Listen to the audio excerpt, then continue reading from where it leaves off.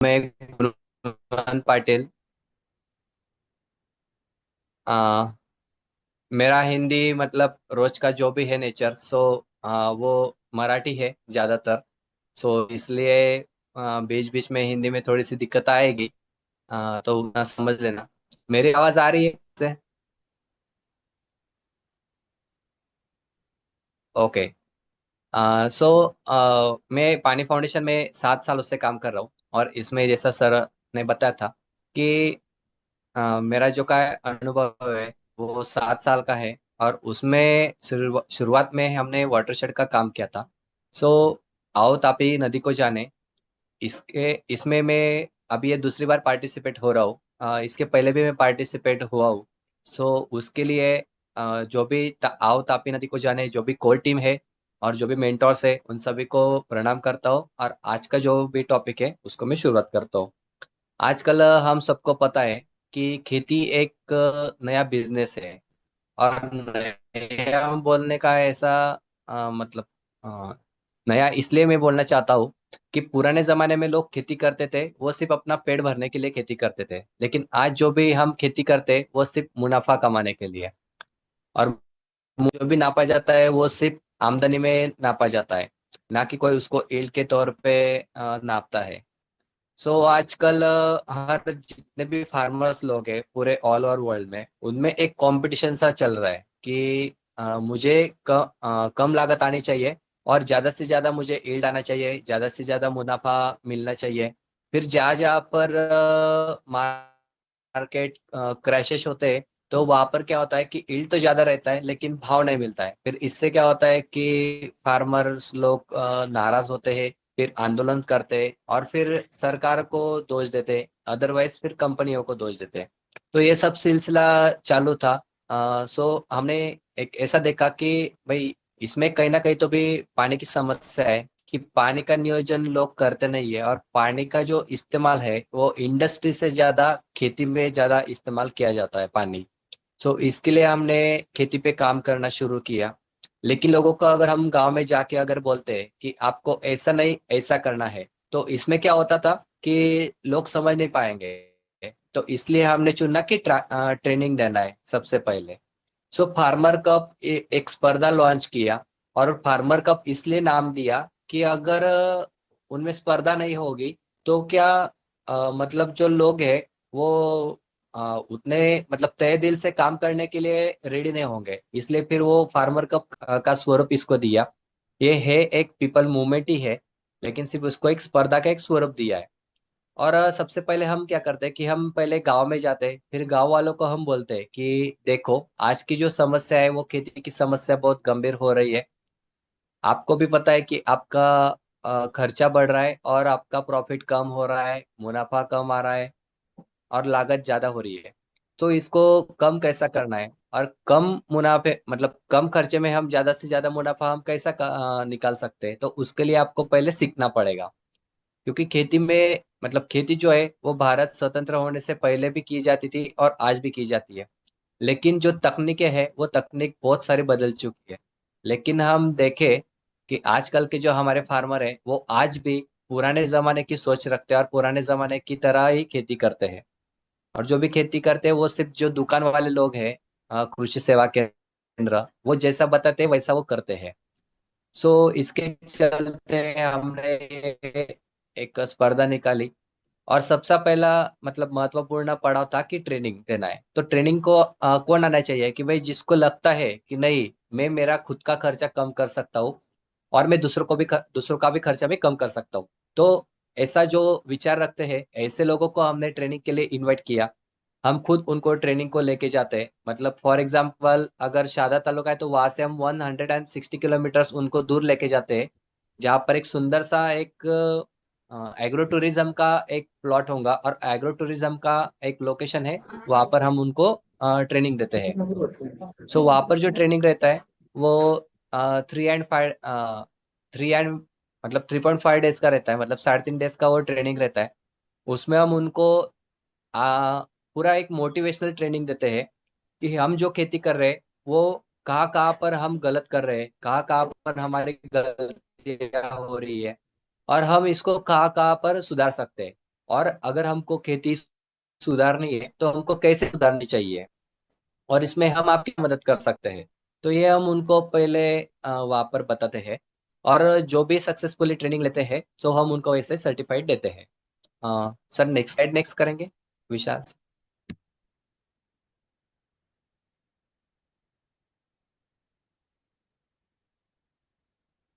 Vishal sir. Okay. Thank you. Sorry. तो हम इसके बाद में क्या करते हैं, जब लोग आते हैं, एक गांव में से 5 लोग ट्रेनिंग के लिए आते हैं, सो ट्रेनिंग को आने के बाद में वो गांव में जाते हैं। फिर गांव में जो भी उनके परिचित लोग रहते हैं, कि उनको पता रहता है कि ये किसान सुन सकता है और ये किसान बदलाव लाने में हमारी मदद कर सकता है, और ये बदलाव लाना भी चाहता है, और ये खुद अलग अलग तरीके के प्रयास कर चुका है, अदरवाइज वो करने की इच्छा रखता है। तो ऐसे जो भी पुरुष रहते हैं और महिलाएं रहती है, इनको हम एक मीटिंग लेते हैं, और उनको हम समझाते हैं कि जो जहाँ पर भी एकता है, वहां पर ही विजय हम पा सकते हैं, अकेला आदमी कुछ नहीं कर सकता है।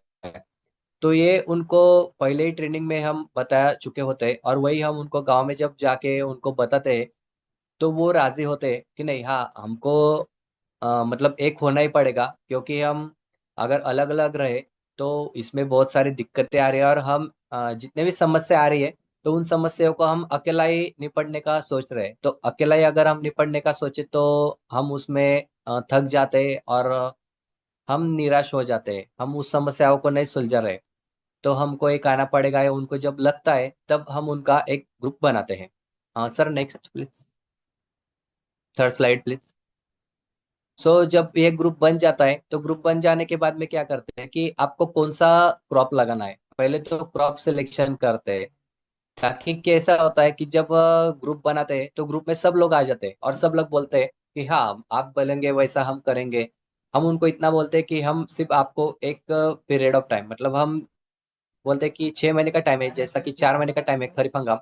तो खरीफ हंगाम में आप सिर्फ एक हंगाम के लिए आप सिर्फ हमारे साथ रहो, हम जैसा बोलेंगे आप वैसा करो, तो आपको 101% आपको उसमें चेंजेस दिखेगा। तो इसमें क्या होता है कि बहुत सारे क्रॉप लेने वाले भी फार्मर एकजुट हो जाते हैं, तो हम क्रॉप वाइज हम उनको डिवाइड करते हैं, और फिर क्रॉप वाइज का एक गठ बनाते हैं। जैसे कि कॉटन लेने वाला अगर फार्मर होगा, तो कॉटन का एक अलग 15 लोगों की एक टीम रहती है। अगर वो मक्का लेने वाले होंगे, तो मक्का लेने वालों का एक अलग सा ग्रुप बनाते हैं हम। ऐसा हम उनको अलग अलग ग्रुप में डिवाइड करते हैं। Next please. और हम ये जो ग्रुप बनाते हैं क्रॉप वाइज, तो हम उनको एक दिलासा देते हैं कि ये जहाँ पर भी आप समस्या आएंगी, वो समस्या हम आपको सुलझाने में मदद करेंगे। और बहुत सारे लोग हमको बोलते हैं कि अरे आपकी उम्र जितनी है उतने तो उतने सालों से तो हम खेती कर रहे हैं, आप क्या हमको बताएंगे। तो हम उनको ये बताते हैं कि हम जो बताने वाले हैं, तो हम हमारा ज्ञान नहीं आपको देने वाले। जो चारों विद्यापीठ है, चारों यूनिवर्सिटीज है जो भी महाराष्ट्र में है, उनमें जो भी साइंटिस्ट है, उन साइंटिस्ट के साथ में पानी फाउंडेशन ने एक करार किया हुआ है। और ये जो कि करार किया हुआ है, तो ये 55 साइंटिस्ट हमारे पास में है जो कि बढ़ते आ रहे हैं। तो 55 साइंटिस्ट हर रोज, मतलब रोजाना, आज जैसा हम अभी इतने रात को साला 8:30 को हम ये मीटिंग मतलब ये सेमिनार ले रहे हैं, वैसे ही हर दिन रोज शाम को 7:30 बजे हर एक क्रॉप की एक क्षेत्रीशाला रहती है। तो उसमें हमने इस पीरियड ऑफ टाइम में, मतलब 15 मई से लेके आज तक की हमने टोटली 145 क्षेत्रीशाला ली है। उसमें तकरीबन 60 से 65 हमारे जो साइंटिस्ट लोग रहते हैं, वो उसमें पार्टिसिपेट रहते हैं। और जो भी फार्मर लोग रहते हैं उनको जो भी समस्या रहती है और जो भी क्वेश्चंस रहते हैं, वो डायरेक्टली साइंटिस्ट लोगों से बात कर सकते हैं।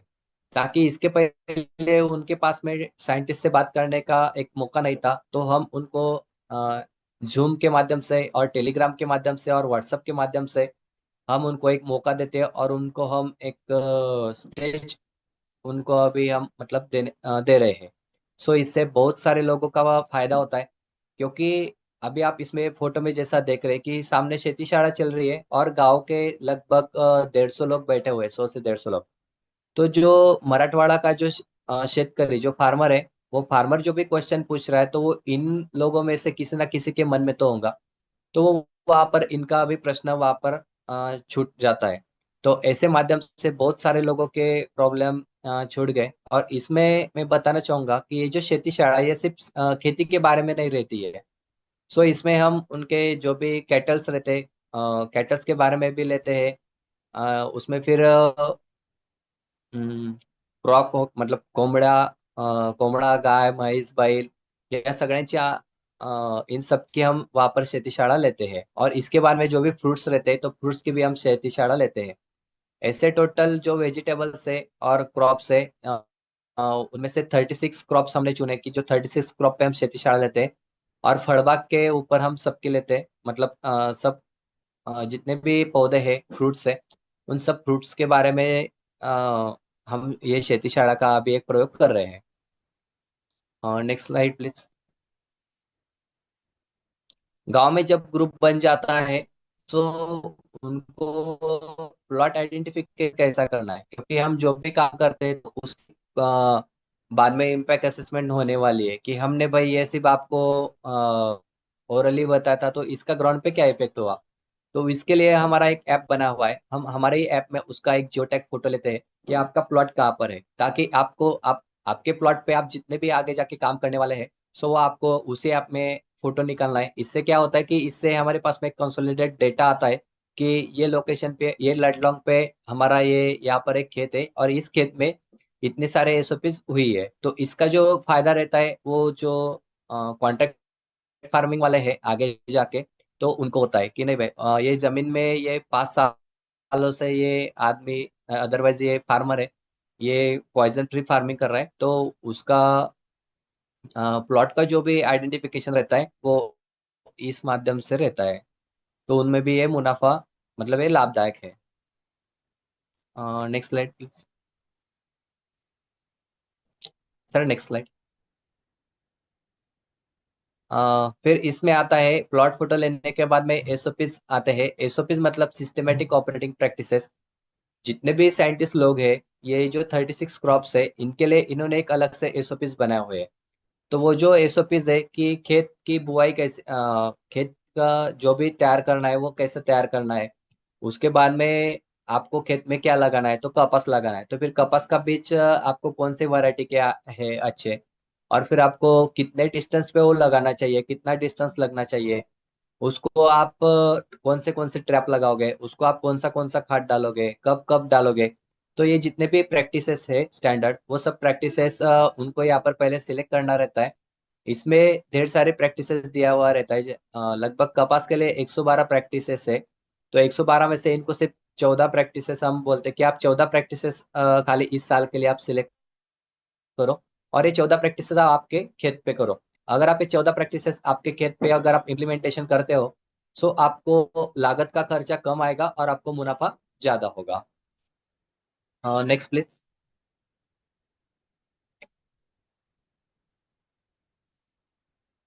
Next slide.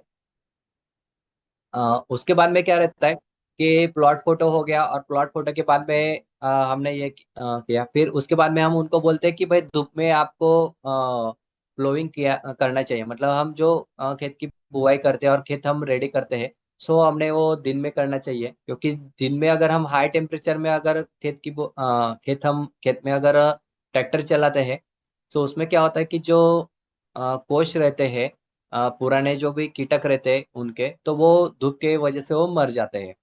तो हम उनको धूप में खेत रेडी करने के लिए हम उनको बोलते हैं। फिर उसके बाद में हम उनको बोलते हैं कि बल्क परचेस करो। तो बल्क परचेस में क्या होता है कि आज हम सबको पता है कि एक बिस्लरी की बोतल ली जाए तो वो 20 रुपए की आती है। और अगर हम 12 बोतल का बॉक्स बक्सा लेते हैं तो उसमें से वो बोतल हमको 700 रुपए से लेके 10 रुपए तक पड़ती है। मतलब जो रिटेलर है वो 10 रुपए मुनाफा कमा रहा है, हम हमारी जेब से 10 रुपए क्यों दे भाई। हम तो फार्मर है। तो हम उनको बोलते हैं कि अगर आपका एक ग्रुप है 15 लोगों का भी, एक आदमी अगर 3 एकड़ भी लगाता है तो 45 एकड़ हो गया। तो फिर जो 45 एकड़ है उसको कितना सारा माल और मटेरियल लगेगा। तो हम उनको बोलते हैं कि आप बल्क में परचेस करो। और हम एक ग्रुप में है और हम एक ग्रुप चला रहे। तो ये जब बातें अगर कृषि सेवा केंद्र अदरवाइज किसी भी डिस्ट्रीब्यूटर को बोलते हैं तो वो डायरेक्टली गांव में उनका जो भी खाद रहता है या फिर ये रहते सीड्स रहते हैं वो सब वहां पर पहुंचा देते हैं। और मैं बताना चाहूंगा कि इस बार जो है वो तकरीबन 1 CR के लगभग पूरे महाराष्ट्र में बचत हुई है, जो भी बल्क परचेस किया है उसके माध्यम से। तो हम ये सुझाव उनको देते हैं, और जितने भी लोग हैं वो मानते हैं, और उनको मतलब जब वो जाते हैं और लेते हैं तो उनको खुद में खुद पता चलता है कि जो बैग हमको 864 का मिलता है, वो अगर हम एक साथ 50 बैग लाते हो तो वही बैग उनको 800 रुपये में उनके घर पे आ जाता है। तो 50 रुपये वो उसके मतलब वो जो एक फार्मर है उसके एक पैकेट के पीछे बच जाते हैं। Next slide please. उसके बाद में हम उनको बोलते हैं कि अगर आपको अभी हमने बीज तो खरीद लिया है और खाद भी हमने खरीद लिया है, लेकिन हम पेस्टिसाइड का क्या करेंगे? पेस्टिसाइड के बिना तो खेती हम कर नहीं सकते। तो जो भी मतलब गोट रहती है, गोट जिस 10 पत्तों को खाती नहीं है, और कुछ 10 पत्ते ऐसे है कि जो साइंटिस्ट लोगों ने बताए हुए हैं। उसमें नीम का पत्ता है, वो धतूरा है। ऐसे जो भी कड़वे पत्ते रहते हैं तो वो 10 पत्ते आप मिलाओ और उसका एक मिश्रण बनाओ, उसको बोलते हैं 10 पन्ने अर्क। हम उनको बनाने के लिए बोलते हैं, उसका भी एक प्रमाण है, वो प्रमाण के हिसाब से नाप नाप के अगर डालते हैं तो उसका रिजल्ट एक नंबर और अच्छा ही आता है। और इस साल सिर्फ खाली अगर मैं शहादा तालुका की बात करूंगा, जो भी तापी रिवर के बाजू में, तो वहां पर 50 गटों ने किया है, मतलब 10,000 लीटर, 10,000 लीटर उन्होंने दशपर्णी इस साल बनाया। और जो भी तापी नदी को लग के जो दूसरा तालुका है नंदुरबार, सो नंदुरबार में भी 50 के लगभग गटों ने बना हुआ है। मतलब दोनों तहसील में आज 10-10 हजार लीटर जो पेस्टिसाइड्स है वो हर्बल पेस्टिसाइड उन्होंने बनाया हुआ है। और वही उन्होंने कपास और जो उनका मक्का था मैच उस पे छिड़काया हुआ है। तो इस वजह से उनके पैसे भी बचे बहुत सारे। मतलब एक अगर हम पेस्टिसाइड की फवारनी अगर करते तो उसमें तकरीबन मिनिमम 1,000 रुपये तो भी लगते, तो दो अगर भी हमारी बचत होती है दो फवारने की, तो उसमें 2-2 हजार रुपये एक फार्मर के बचते 1 एकड़ के।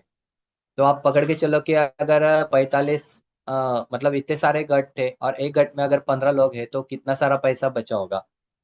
तो ये हमको बताने में खुशी होती है कि 20,000 लीटर हमने एक डिस्ट्रिक्ट में और दो तहसील में हमने बनाया, और इससे बहुत सारे लोगों का हमने जो पैसा है वो बचाया। Next slide please. उसके बाद में हम उनको बोलते हैं कि सीड तो हम लाते हैं, चाहे वो ब्रांडेड कंपनी का रहे या फिर लोकल रहे, लेकिन उसकी जर्मिनेशन टेस्टिंग करनी चाहिए। क्योंकि बहुत बार ऐसा हुआ है कि जो भी ब्रांडेड सीड्स रहते हैं तो उनकी टेस्टिंग करते नहीं है। फार्मर क्या करता है कि पैकेट्स लाता है और डायरेक्टली वो खेत में जाता है, वहां पर वो क्रैक करता है और फिर डायरेक्टली वो सोइंग करना चालू कर देता है। सो वो गलत बात है। तो उसके पहले सीड जर्मिनेशन टेस्टिंग करना बहुत जरूरी है। अगर इसमें हम क्या करते हैं कि अगर मेज का है तो वो 100 सीड्स लेते हैं, और एक मतलब वो जूट बैग रहती है, और जूट बैग के ऊपर हम उनको अगर रंगोली की तरह रखते हैं, और फिर उसको एक पैक करके रैप करके अगर रखते हैं और बाद में देखते हैं 5 दिनों बाद, तो उसमें से कितने सीड्स अच्छे मतलब पैदा हो रहे और जर्मिनेट हो रहे, वो अगर नापा जाए तो उसमें से 70% के अगर ऊपर होंगे तो वो आपको एक एक ही सीड लगाना है। और फिर अगर आपको 60% के नीचे है तो आपको वो सीड्स नहीं लगाने, आप डायरेक्टली उसको बैग वापस कर दो। और बैग वापस करने के लिए भी हम कृषि विभाग है या फिर कृषि मंत्रालय उनकी हेल्प लेते हैं। सो बहुत मतलब इसमें बहुत सारे लोग फंसे थे जो लास्ट ईयर में सोयाबीन में। सो वहाँ पर हमारा ये जो भी नुस्खा है ये काम आया बहुत सारा। मतलब एक जो फार्मर था उसका 30,000 रुपये बचा। तो ये बहुत बड़ी बात है कि खाली एक 10 मिनट अगर हम इसको देते और 100 बीज अगर हम इस्तेमाल करते तो बहुत सारा पैसा बच सकता है। तो ये बहुत जरूरी बात है कि हर सीड का ये जर्मिनेशन टेस्टिंग करना चाहिए। Next slide please.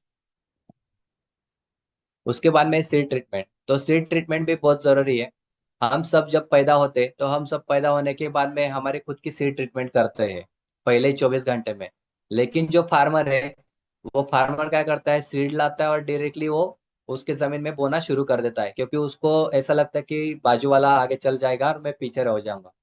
तो उसकी वजह से वो करता है। लेकिन हमने उनको समझा है कि आप अगर पहले सीड ट्रीटमेंट करते हो, और वो भी जैविक करना है आपको, जिसको हम बोलते हैं FIR। तो फंजिसाइड और इंसेक्टिसाइड, तो अगर हम इस तरह से अगर हम उनको करते हैं, रासायनिक करो या फिर जैविक करो, दोनों में से कोई भी करो, लेकिन सीड ट्रीटमेंट आपको करना है, तभी आपको आगे जाके सीड को बोना है। अगर सीड ट्रीटमेंट हम करते हैं तो उसको आगे जाके जितने भी दिक्कतें आने वाले, जैसे कि मर रोग बहुत ज्यादा होता है कि छोटे पौधे उगते हैं लेकिन वो रिवर्स में चले जाते हैं, मरते हैं, तो वो होगे नहीं। और जो भी फंगस लगने का जो भी ये रहता है, मतलब फंगस जो भी लगता है तो वो भी कम लगता है। और बहुत सारे उसके फायदे, तो इसलिए हम उनको बोलते हैं कि आपको सीड ट्रीटमेंट करना है, मतलब करना है। Next slide please. इस साल बहुत सारे बार नेक्स्ट हाँ, इस साल बहुत सारी बारिश थी, फिर भी जितने लोगों ने भी सीड ट्रीटमेंट किया था तो उनके प्लॉट आज अच्छे हैं। उनका अच्छा मुनाफा हो रहा है, अच्छा माल उनका निकल रहा है। और जिन्होंने सीड ट्रीटमेंट नहीं किया था, उनका माल आज खराब हो चुका है और उनके आज खेत मतलब वो पूरे लॉस में है।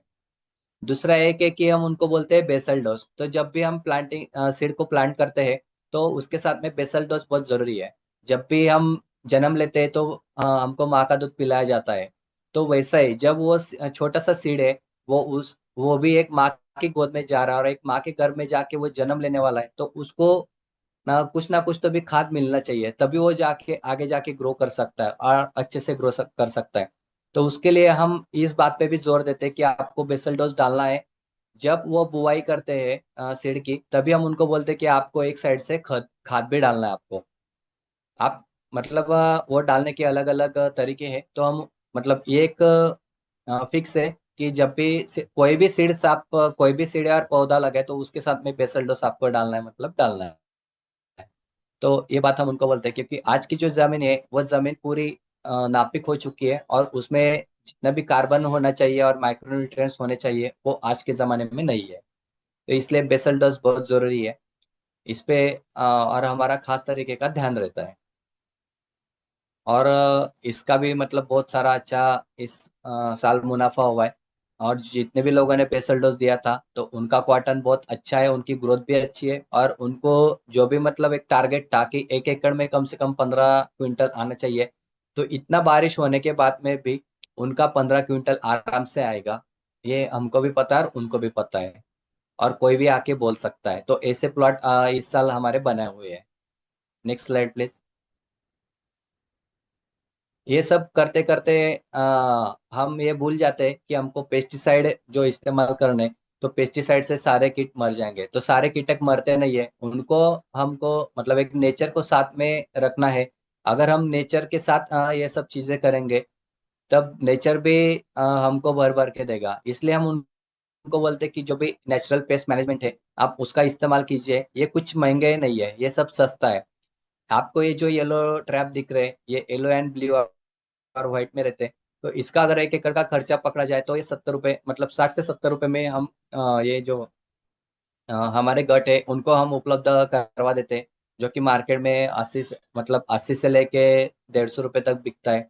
उसके बाद में आप दो आदमी दिख रहे हैं, उसका फोटो उनका फोटो देख सकते हैं। उनके हाथ में एक टी है। वो टी मतलब क्या है, वो एक पक्षी थांबा है जिसमें पंछी आएगा और वो पंछी उस पे बैठेगा, और फिर क्या करेगा कि पंछी को बैठने के लिए जगह नहीं रहती, इसलिए हमारे खेत में कीट ज्यादा होते हैं।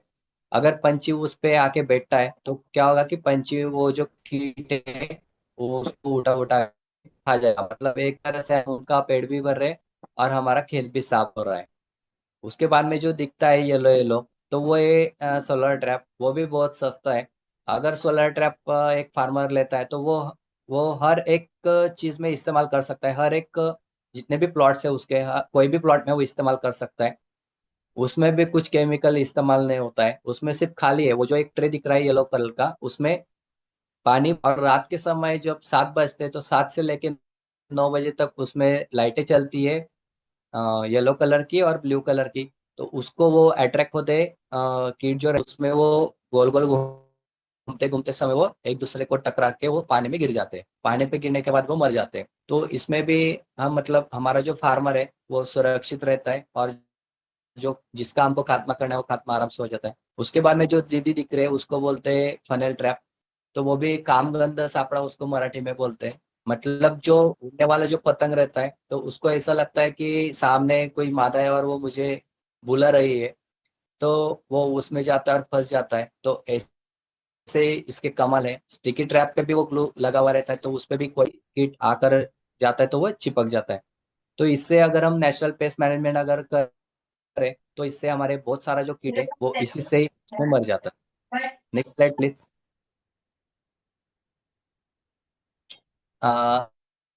ये हमने एक महत्वपूर्ण एक ट्रिक दिया हुआ है लोगों को, क्योंकि आजकल हर एक आदमी बोलता है कि खेतों में मजदूर की बहुत समस्या है, खेती में मजदूर मिलता ही नहीं है।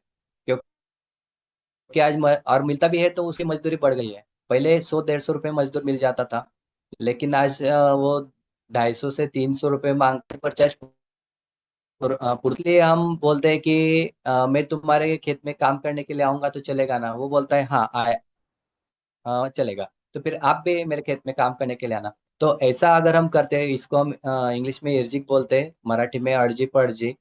सो अगर हम इर्जिक करते हैं कि आप मेरे खेत में काम करने के लिए और मैं आपके खेत में काम करने के लिए आऊंगा, तो इससे क्या होता है कि क्वालिटी का काम होता है, पहली बात। दूसरी बात, काम टाइम पे हो जाता है। तीसरी बात, मुझे आपको लेबर चार्ज देने की जरूरत नहीं है और आपको मुझे लेबर चार्ज देने की जरूरत नहीं है।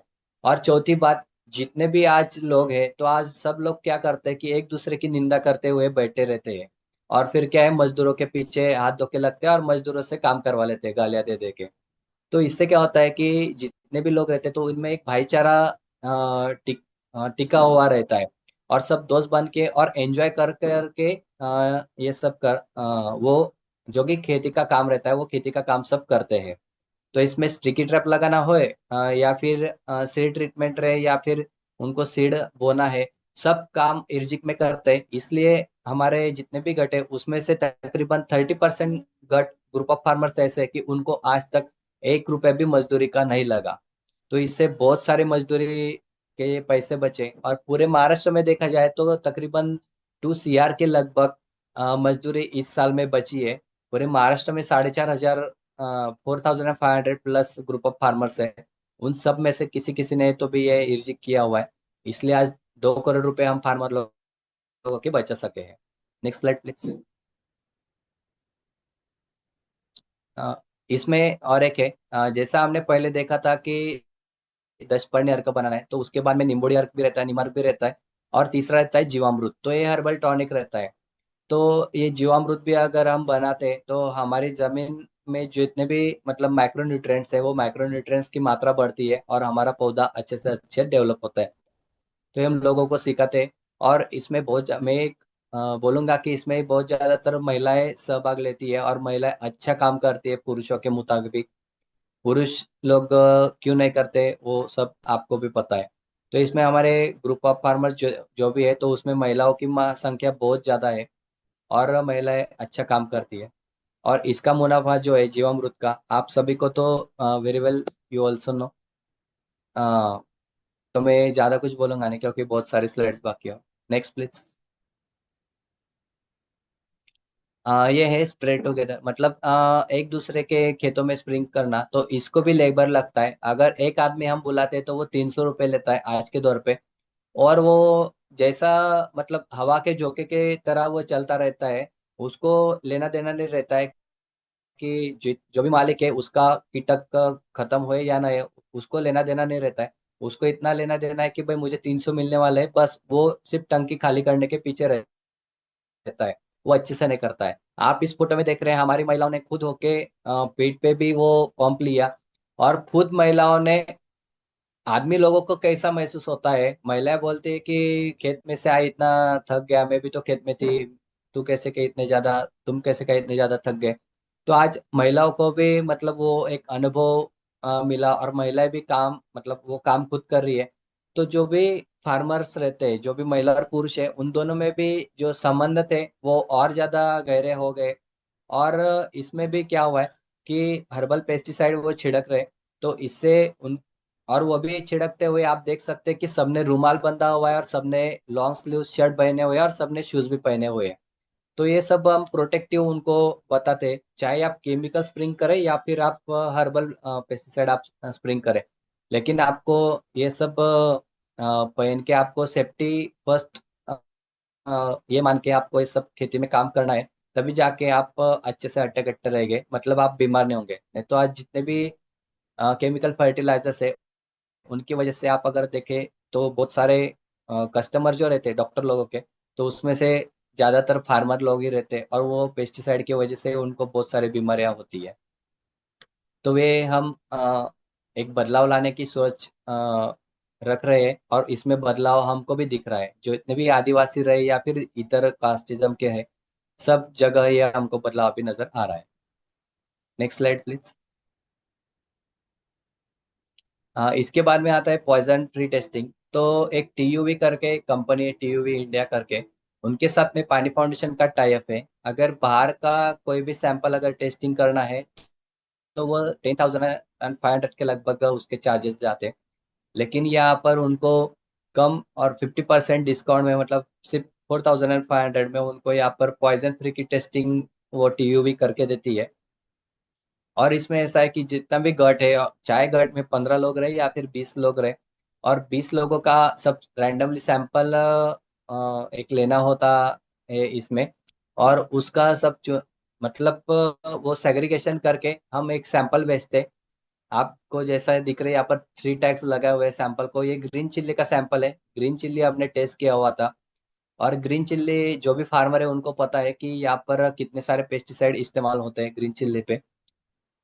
तो हमारे जो भी फार्मर्स थे, उन्होंने केमिकल भी इस्तेमाल किए और हर्बल भी इस्तेमाल किए, जो भी ऑर्गेनिक पेस्टिसाइड्स है। और उनका सिर्फ एक पेस्टिसाइड डिटेक्ट हुआ था, फिप्रोनिल करके। फिर भी एक कंपनी है सेफ हार्वेस्ट करके, हैदराबाद की। तो वो कंपनी खुद आई थी, उन्होंने वो सैंपल दूसरे लैब में फिर से टेस्ट किया। 2 लैब में ये सैंपल टेस्ट किया हुआ था, ये शादा का सैंपल है। और ये सैंपल टेस्ट होने के बाद में भी उन्होंने इनको बल्क ऑर्डर दिया था 25 टन की, कि 300 रुपए किलो के हिसाब से आप हमको ये 25 टन माल दो, हम आपको इसका पैसा देंगे, ऐसा। तो ये बताने में बहुत ज्यादा खुशी होती है कि जैसा कि 10 अगर हमारे पास में ग्रुप ऑफ फार्मर्स है, तो उसमें से 3 तो भी ग्रुप ऑफ फार्मर्स से पॉइजन फ्री टेस्टिंग करते हैं। और उनको एक शांति भी एक महसूस होती है कि नहीं, हम जो भी हमारे खेत में उगा रहे हैं, तो वो पॉइजन फ्री है, पहली बात। और दूसरी बात कि अगर ये पॉइजन फ्री हम बाहर मार्केटिंग के लिए लेके जाते हैं, तो कहीं ना कहीं तो भी 1 रुपए या फिर 1.5 रुपए या फिर 2 रुपए का तो भी उनको, मतलब ज्यादा रेट मिलता है। अगर 1 रुपए भी देखा जाए, तो 1 क्विंटल के पीछे 100 रुपए होता है, और टन के पीछे 1,000 रुपए होता है। तो उसका जो भी ट्रैवलिंग का कॉस्टिंग रहता है, तो वो उसमें निकल जाता है, सिर्फ खाली ये एसओपीस करने के बाद में। और उसको, मतलब जो भी वो दाता है, हम जो बोलते हैं कि आज शेतकरी मतलब पूरे वर्ल्ड का, मतलब एक जगह पोशिंदा है। तो वो जो भी दुनिया को खिला रहा है, तो वो पॉइजन फ्री खिला रहा है, वो एक उसको भी मतलब उसके ध्यान में आ जाता है। Next slide please. ये एक आपने वेस्टनी, मतलब जितने भी पहले भी इसके रिगार्डिंग बात हुई कि जितने भी हमारे फार्मर्स है, वो सोयाबीन रहे या फिर कॉटन है, मेज है, और भिंडी है, मिर्ची है, सब में वो एक साथ जुड़ के आते हैं। और सब एक दूसरे को काम करने में मदद करते हैं, और पूरे साल भर करते हैं। और इसमें एक बात ऐसी होती है कि अगर कई जगह हमारा पुरुष लोगों का अगर हमारा ग्रुप है, तो उसके साथ में वो महिलाएं भी धीरे धीरे जुड़ती है और महिला भी आती है। और अगर महिलाओं का गट है, तो उसके साथ में पुरुष भी आते हैं। तो इससे क्या होता है कि अगर 15 लोगों का भी ग्रुप रहे, तो उससे 30 हो जाते हैं, वो 1 से 2 हो जाते हैं, मतलब 30 हो जाते हैं। और 30 लोग अगर 3 टीम में अगर डिवाइड करें, 10-10 की टीम में, तो जितना भी 15 एकड़ का, मतलब 15 एकड़ या फिर 20 एकड़ का जितना भी प्लॉट है, वो प्लॉट 2 दिन में उनका जितना भी काम है वो सब हो जाता है, और अच्छे से और क्वालिटेटिव काम होता है, और वो भी जीरो कॉस्ट में। ये बहुत अच्छी बात है। सॉरी। Next slide.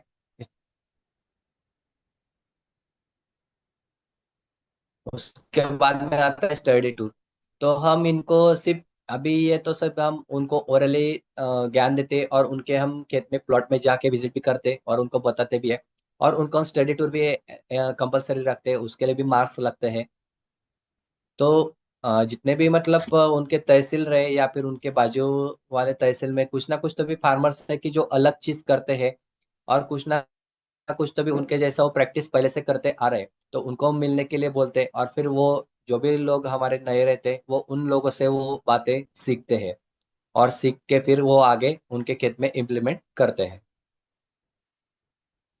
अ, तो ऐसा है, एक फार्मर कप एक प्रतियोगिता चल रही है, और इसमें मैं जो भी संभाल रहा हूँ, तो मेरे पास में 400 ग्रुप ऑफ फार्मर्स है, और उसमें से तकरीबन 75 टू 80% फार्मर्स ऐसे कि जो एक्टिवली काम कर रहे हैं इन चीजों में।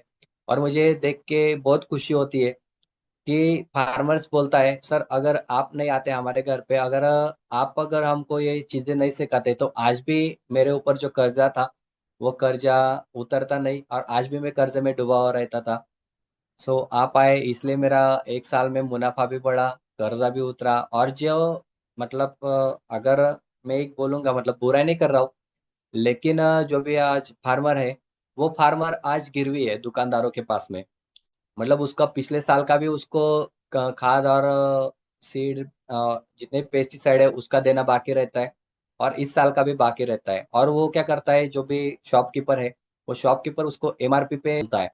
तो इससे क्या होता है कि जो फार्मर है, जो 1 एकड़ पे कम प्रॉफिट कमाता है, वो भी प्रॉफिट में से ज्यादातर हिस्सा वो दुकान वालों को ही बांटता है। तो इसलिए जो भी दुकानदार है, वो आज डबल दुकान, और वो आज मतलब अमीर होते जा रहे हैं, और जो फार्मर है, वो फार्मर आज जहाँ पर था वहां पर ही है। तो एक ऐसा सिनेरियो है जो कि मुझे आपके सामने प्रेजेंट करना था।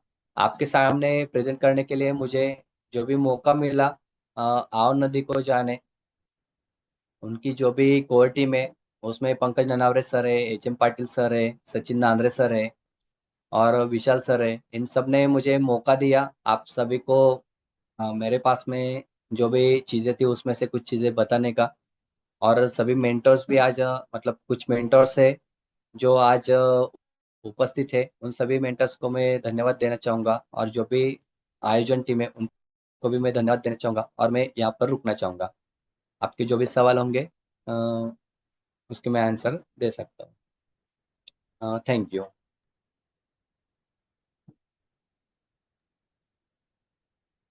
धन्यवाद गुणवंत जी।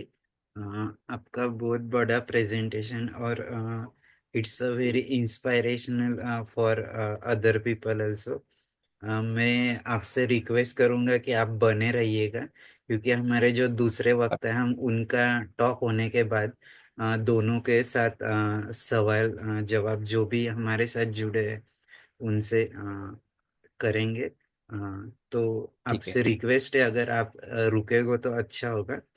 तो यानी नहीं, मैं कि रुकूंगा सवाल। Sir. Yes yes, thank you very much. Yes. मैं आज के हमारे दूसरे वक्ता प्रमोद पाटिल सर, उनसे रिक्वेस्ट करता हूँ कि वो अपना प्रेजेंटेशन दे। मैं उनके बारे में एक 2 मिनट में इंट्रोडक्शन देना चाहूँगा। प्रमोद पाटिल सर चालीसगांव डिस्ट्रिक्ट जलगांव से है।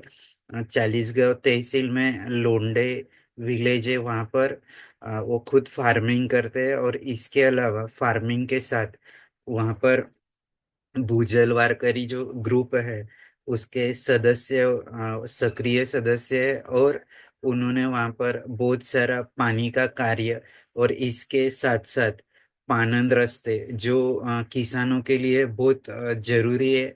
क्योंकि बहुत बार ऐसे होता है कि खेत में सारा जो भी क्रॉप्स है उसे घर तक या मार्केट तक ले जाने में दिक्कत होती है, तो उसका प्रॉब्लम सॉल्व करने में उन्होंने और उनके टीम ने बहुत मदद की है। मैं ज़्यादा समय न लेते हुए प्रमोद पाटिल सर, आपसे रिक्वेस्ट करता हूँ कि अनम्यूट करके आप आपका जो भी टॉक है वो शुरू करिए। आपका वीडियो भी ऑन कीजिए सर। वेलकम।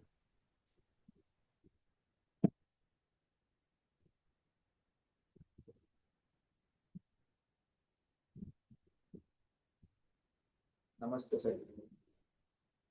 नमस्कार सर। आपको मराठी हिंदी जो भी लैंग्वेज बात कर सकते हैं उसमें बात कीजिए, कोई दिक्कत नहीं। जी सर। अ, सर, मी एक भूजल वारकरी, लोंढे गाव माझं, चाळीसगाव तालुका आहे. तर मी एक प्रामुख्याने पोस्ट ग्रॅज्युएशन करून प्रामुख्याने शेती करण्यासाठी निवड केली. आणि शेती करत असताना येणाऱ्या भरपूर समस्या होत्या. शेतापर्यंत रस्ते नव्हते, शेतीला पाहिजे तसं पाणी नव्हतं. यासाठी काय करता येईल म्हणून आम्ही एक भूजल अभियान या टीमशी जुळलो आणि त्या भूजल अभियानाची दिंडी प्रमुख म्हणून मी काम करत असताना प्रामुख्याने पांदन रस्ते याच्यावर काम करण्यासाठी आम्ही टीमने आणि गाव पातळीवर सर्व शेतकऱ्यांनी तयारी दाखवली.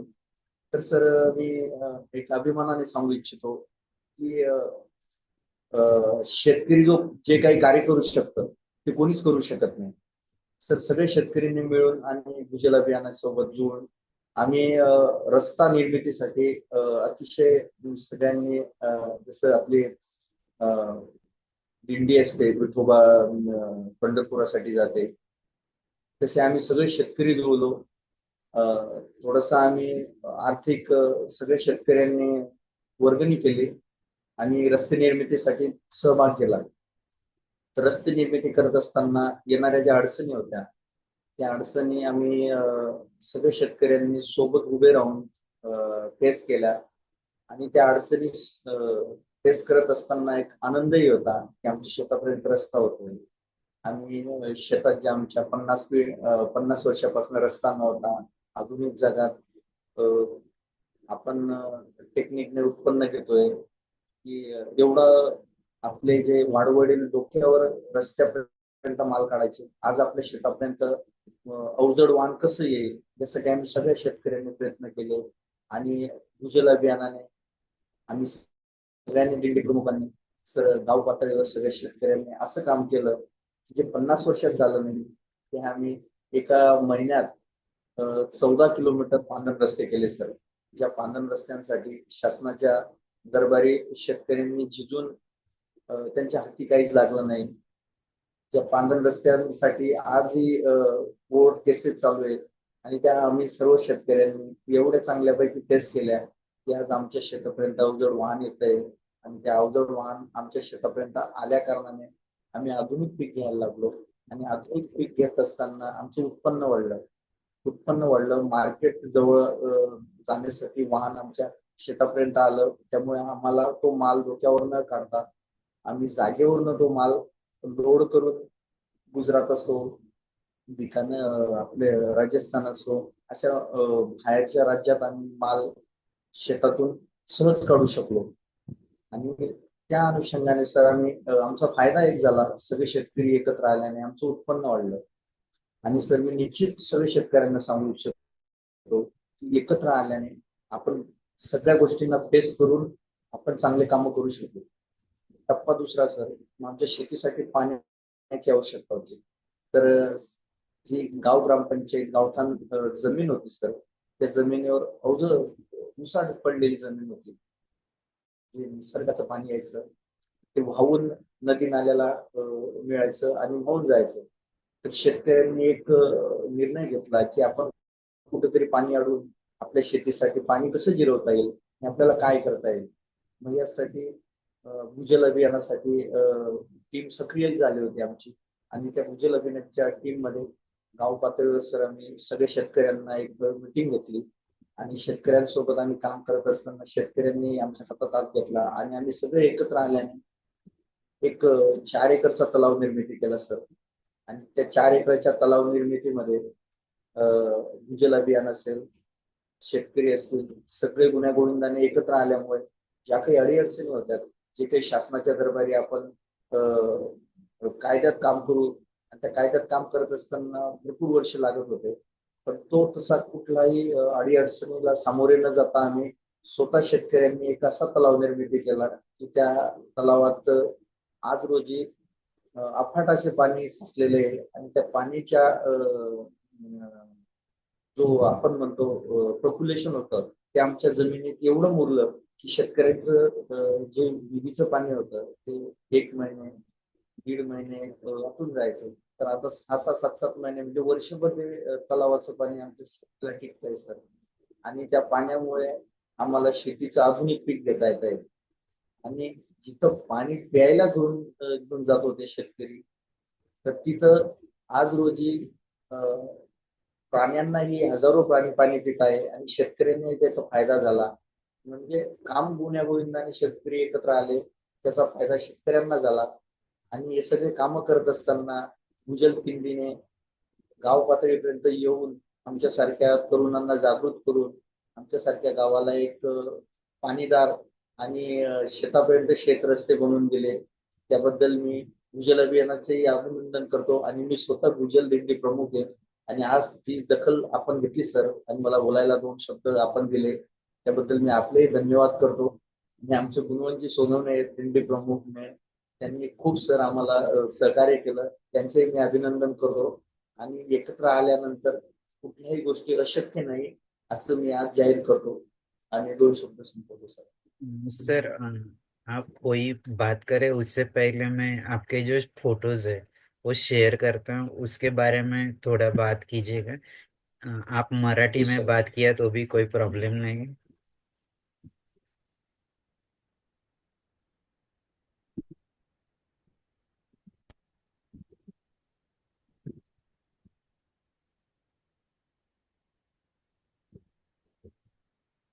सर, या इमेज मध्ये पाहू शकतो आपण की याच्या अगोदर आमच्या शेतात फक्त आम्ही कापूस लावायचो आणि वार्षिक उत्पन्न आमचं एक 15-20 क्विंटल उत्पन्न निघायचं आणि त्याच्यावर आमचं उदरनिर्वाह होणं शक्य होतं.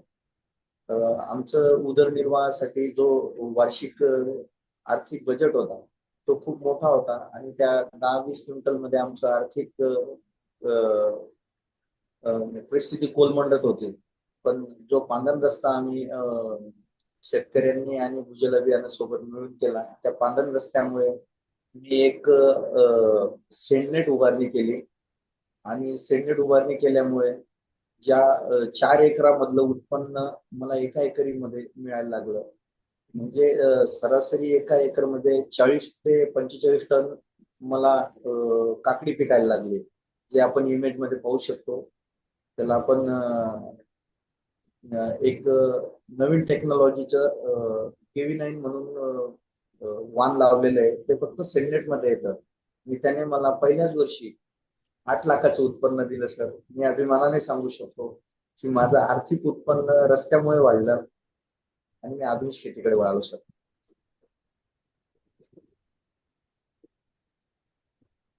आपण या इमेज मध्ये पाहतोय सर की रस्त्यासाठी जे काही कोर्ट केसेस, तहसील प्रांत आणि आपल्या वाडवडिलांनी जो वेळ घालवलाय तो आपल्याला न घालवता कमी वेळेत आपला रस्ता निर्मिती कसा करावा लागेल. त्यामुळे जेवढे शेतकरी आम्ही इमेज मध्ये दिसतोय सगळ्यांनी गुण्यागोविंदाने सोबत येऊन एक 20 फुटाचा मार्किंग करून दोघं बाजूला चुने मारून आणि त्या रस्त्याला आम्ही अतिशय छान पैकी ड्रेनेज देऊन पावसाळ्याचं पाणी येईल ते ड्रेनेजने निघेल आणि आमच्या रस्त्यावर पाणी येणार नाही, अशी आम्ही एक स्वतःच शेतकरी इंजिनियर बनून आम्ही आमच्या शेताची निर्मिती शेत रस्त्याची निर्मिती केली सर.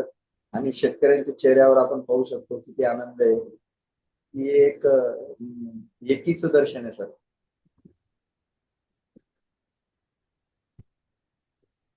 या इमेज मध्ये उन्हात सर्व शेतकरी आम्ही, कोणी पाईप घेऊन मोजणी करत होतं, कोणी चुना मारत होतं, कोणी रस्त्यातले काटे दगड धोंडे बाजूला फेकून आपल्या रस्त्याला किती दर्जेदार बनवता येईल जेणेकरून आपला जो हजारो टनेचा माल आहे तो माल आपण या रस्त्याने अवजड माल आपल्या गाडीचे चाकं न फसता आपलं उत्पन्न मार्केट पर्यंत कसं पावसाचं आणि उन्हाळ्याचं हिवाळ्याचं जेही ऋतूचं आपण उत्पन्न घेऊ तेही उत्पन्न आपलं कुठे न अडकता आपला रस्ता सुदृढ करून आपलं वाहन कसं सुदृढ निघेल यासाठी सगळ्या शेतकऱ्यांनी एक स्वतः इंजिनियर म्हणून काम करत असताना आपण पाहतोय सर. या शेत रस्त्याला आजही मला आठवतं, आता 1.5-2 वर्ष झाले सर, पांदन रस्त्याला म्हणजे जे काही शासन सरकार जो रस्ता करतो त्याच्यासाठी कायद्यांचा अडथळा येतो.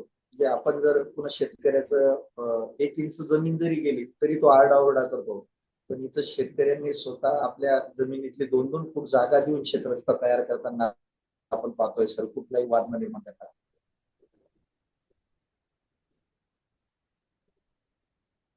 या सेंडेड मध्ये जी आपण ढोबळी मिरची म्हणतो त्याला आपण एक बाजारात याची खूप चांगल्यापैकी किंमत आहे.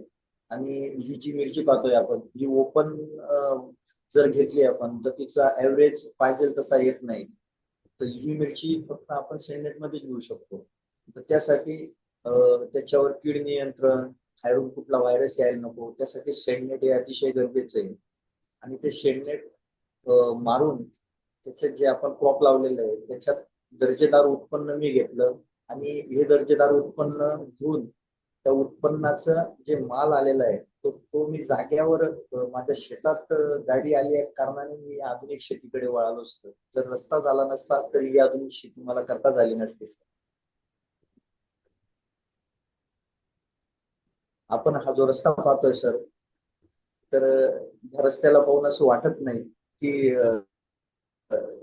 कुठला इंजिनियर ज्याने IIT केले असेल किंवा खूप चांगला शिकलेला इंजिनियर असेल त्याच्या रस्त्यापेक्षाही आमचा हा रस्ता शेतकऱ्यांनी जो स्वतः उभं राहून केलेला आहे तो कुठल्याही शिकलेल्या इंजिनियर पेक्षा शेतकऱ्याचे स्वतः इंजिनियर म्हणून काम केलेलं आहे त्याचं उत्तम उदाहरण आपण पाहू शकतो. किती गुणवत्तेचा रस्ता हा दिसतोय.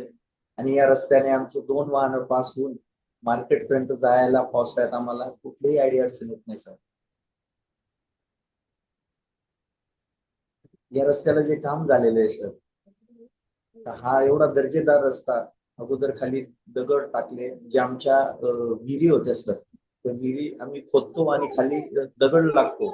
तर तो दगड आम्ही या रस्त्याला खाली टाकला आणि त्या ब्रासिनमध्ये जो मुरुम होता तो मुरुम आम्ही त्या दगडावर टाकला जेणेकरून आमचा रस्ता कुठेही खड्ड आणि कुठेही असं चाक अडकायला नको त्यासाठी आम्ही प्लॅन 2 केला. प्लॅन 2 असा आहे सर, त्याच्या मागचे सांगायचं कारण ज्या आम्ही ब्रासी केल्या बाजूला म्हणजे निसर्गाचे जे पावसाचं पाणी पडायचं ते निसर्गाचं पाणी आमच्या दोघं खाली पण आहे बघ ब्रासीमध्ये दोघं ब्रासी जे आहेत सर रस्त्याच्या बाजूला कडेला गादीवर आहे बघ ते.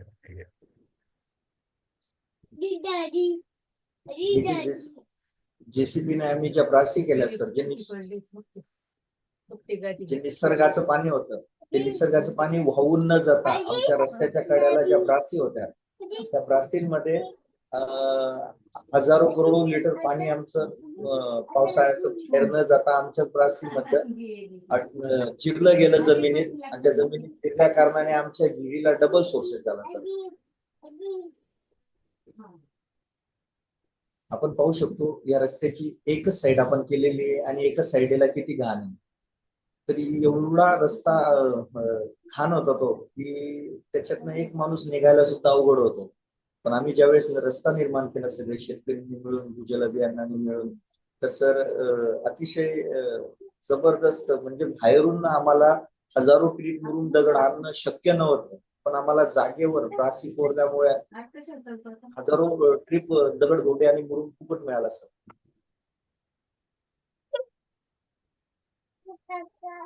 या इमेज मध्ये पाहू शकतो आपण जिथं प्रामुख्याने जे शेतकरी आहेत ते स्वतः शेतकरी रात्र आणि दिवस त्या शेतकऱ्यांनी या रस्त्यासाठी वेळ दिला. आणि हा रस्ता एवढा दर्जेदार बनाला सर की या रस्त्याला आपण आजही गेलो तरी या रस्त्यावर कधीच गाडी अडकत नाही. आमचे शेतकरी आनंदी त्यांनी स्वतः खिशातून थोडासा आर्थिक मोबदला टाकून त्यांनी या रस्त्याला मदत केली. भूजल अभियानासोबत उभं राहून दर्जेदार काम करून घेतलं आणि तो आनंद आपण या शेतकऱ्यांच्या चेहऱ्यावर पाहू शकतो सर.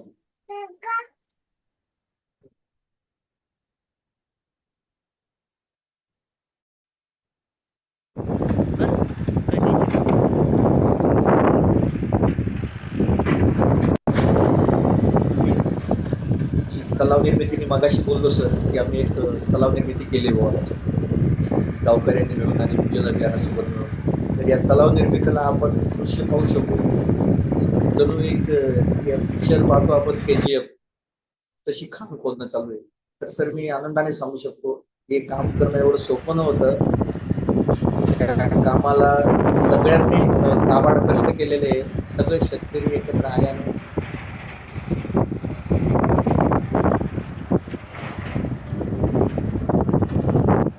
जिथे नैसर्गिक पावसाचं जे पाणी वाहून जात होतं ते नैसर्गिक पावसाचं पाणी आम्ही या तलावात अडकवलं. याला आम्ही नाव दिलेलं आहे एक गाव एक तलाव. सगळ्या गावकऱ्यांनी सोबत येऊन या तलावाची निर्मिती केली सर. जिथं तलाव निर्मित होते भविष्यात कधीच पाणी नव्हतं आणि तिथले शेतकरी घरून पाणी घेऊन तिथं जायचे. आज सेवा सहयोग फाउंडेशन तर्फे गुणवंत सोनवणे दादा यांनी जो रस्ता शेतकऱ्यांना बनवून दिला होता, तर आज माझ्या शेतातून एक टरबुजाची गाडी जाते. मिनिमम 15 टन माल या गाडीत असेल.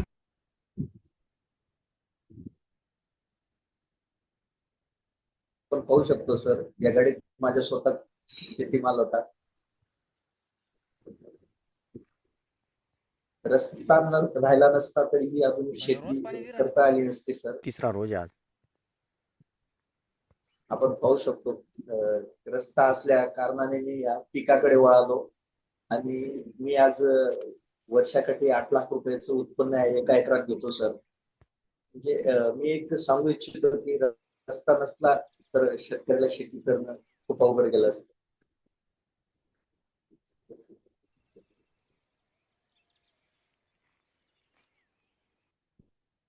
त्याच्यात शेतकऱ्यांचा एकोपा आणि भूजल अभियान यांच्यासोबत काम करताना खूप आनंद झाला सर आम्हाला.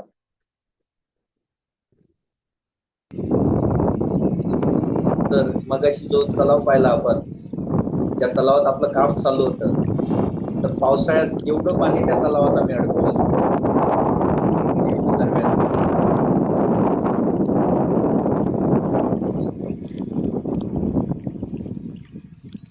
तो मगाशी तलाव पाहिला त्याच तलावाचं पाणी सर आहे.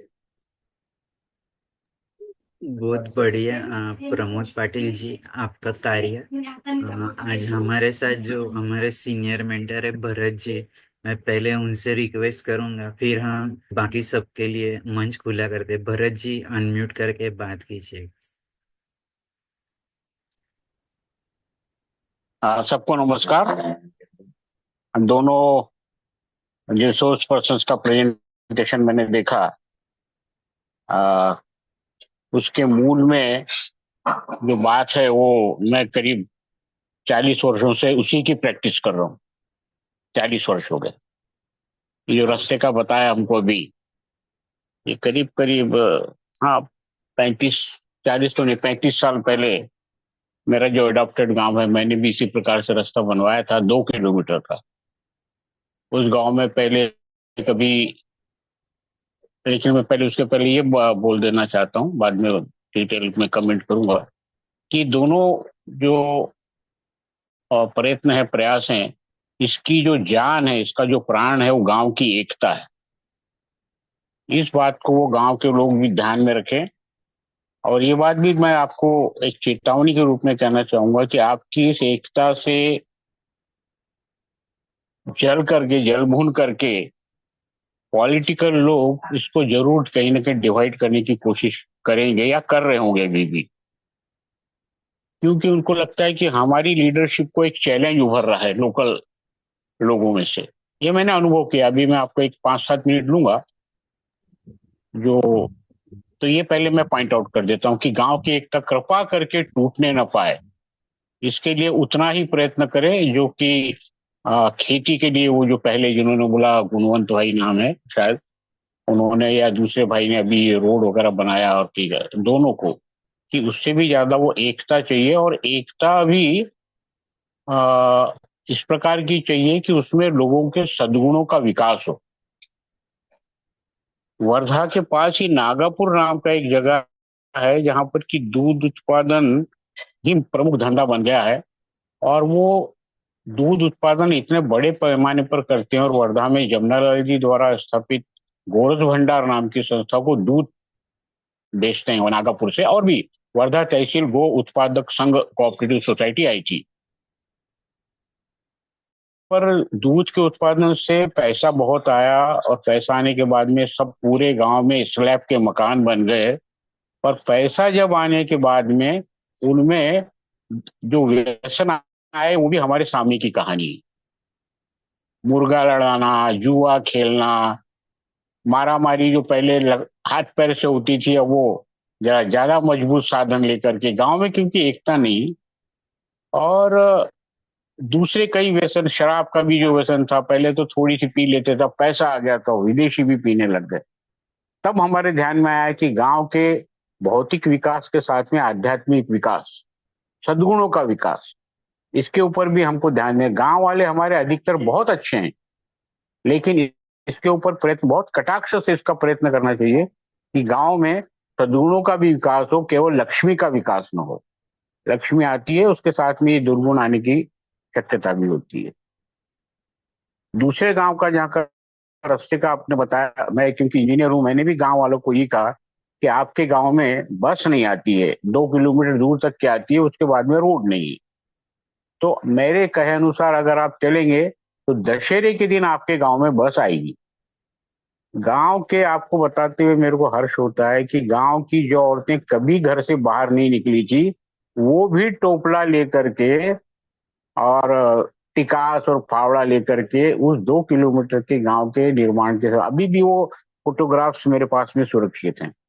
और जैसे ये भाई बोल रहे थे कि आप हमारे चेहरे पर प्रसन्नता देख रहे हो, वही प्रसन्नता उस दिन वहां पर गांव में जब पहली बार दशहरे के दिन बस गई, कंडक्टर की पूजा हो रही है, ड्राइवर की पूजा हो रही है, बस की पूजा हो रही है, लोग नाच रहे हैं बस क्या, अभी भी मेरे सामने वो दृश्य है। मैंने उसका एनालिसिस किया कि इतना क्या इसमें गांव में 2 किलोमीटर दूर बस स्टॉप से यहाँ आ गया। इसमें उसका कारण मुझे ये समझ में आया कि गांव वालों के मन में ये भावना पैदा हुई कि ये हमारे पुरुषार्थ से हुआ है। तो गांव के पुरुषार्थ का जागरण ऐसे कामों से होता है, वो प्रोडक्शन से ज्यादा महत्वपूर्ण है।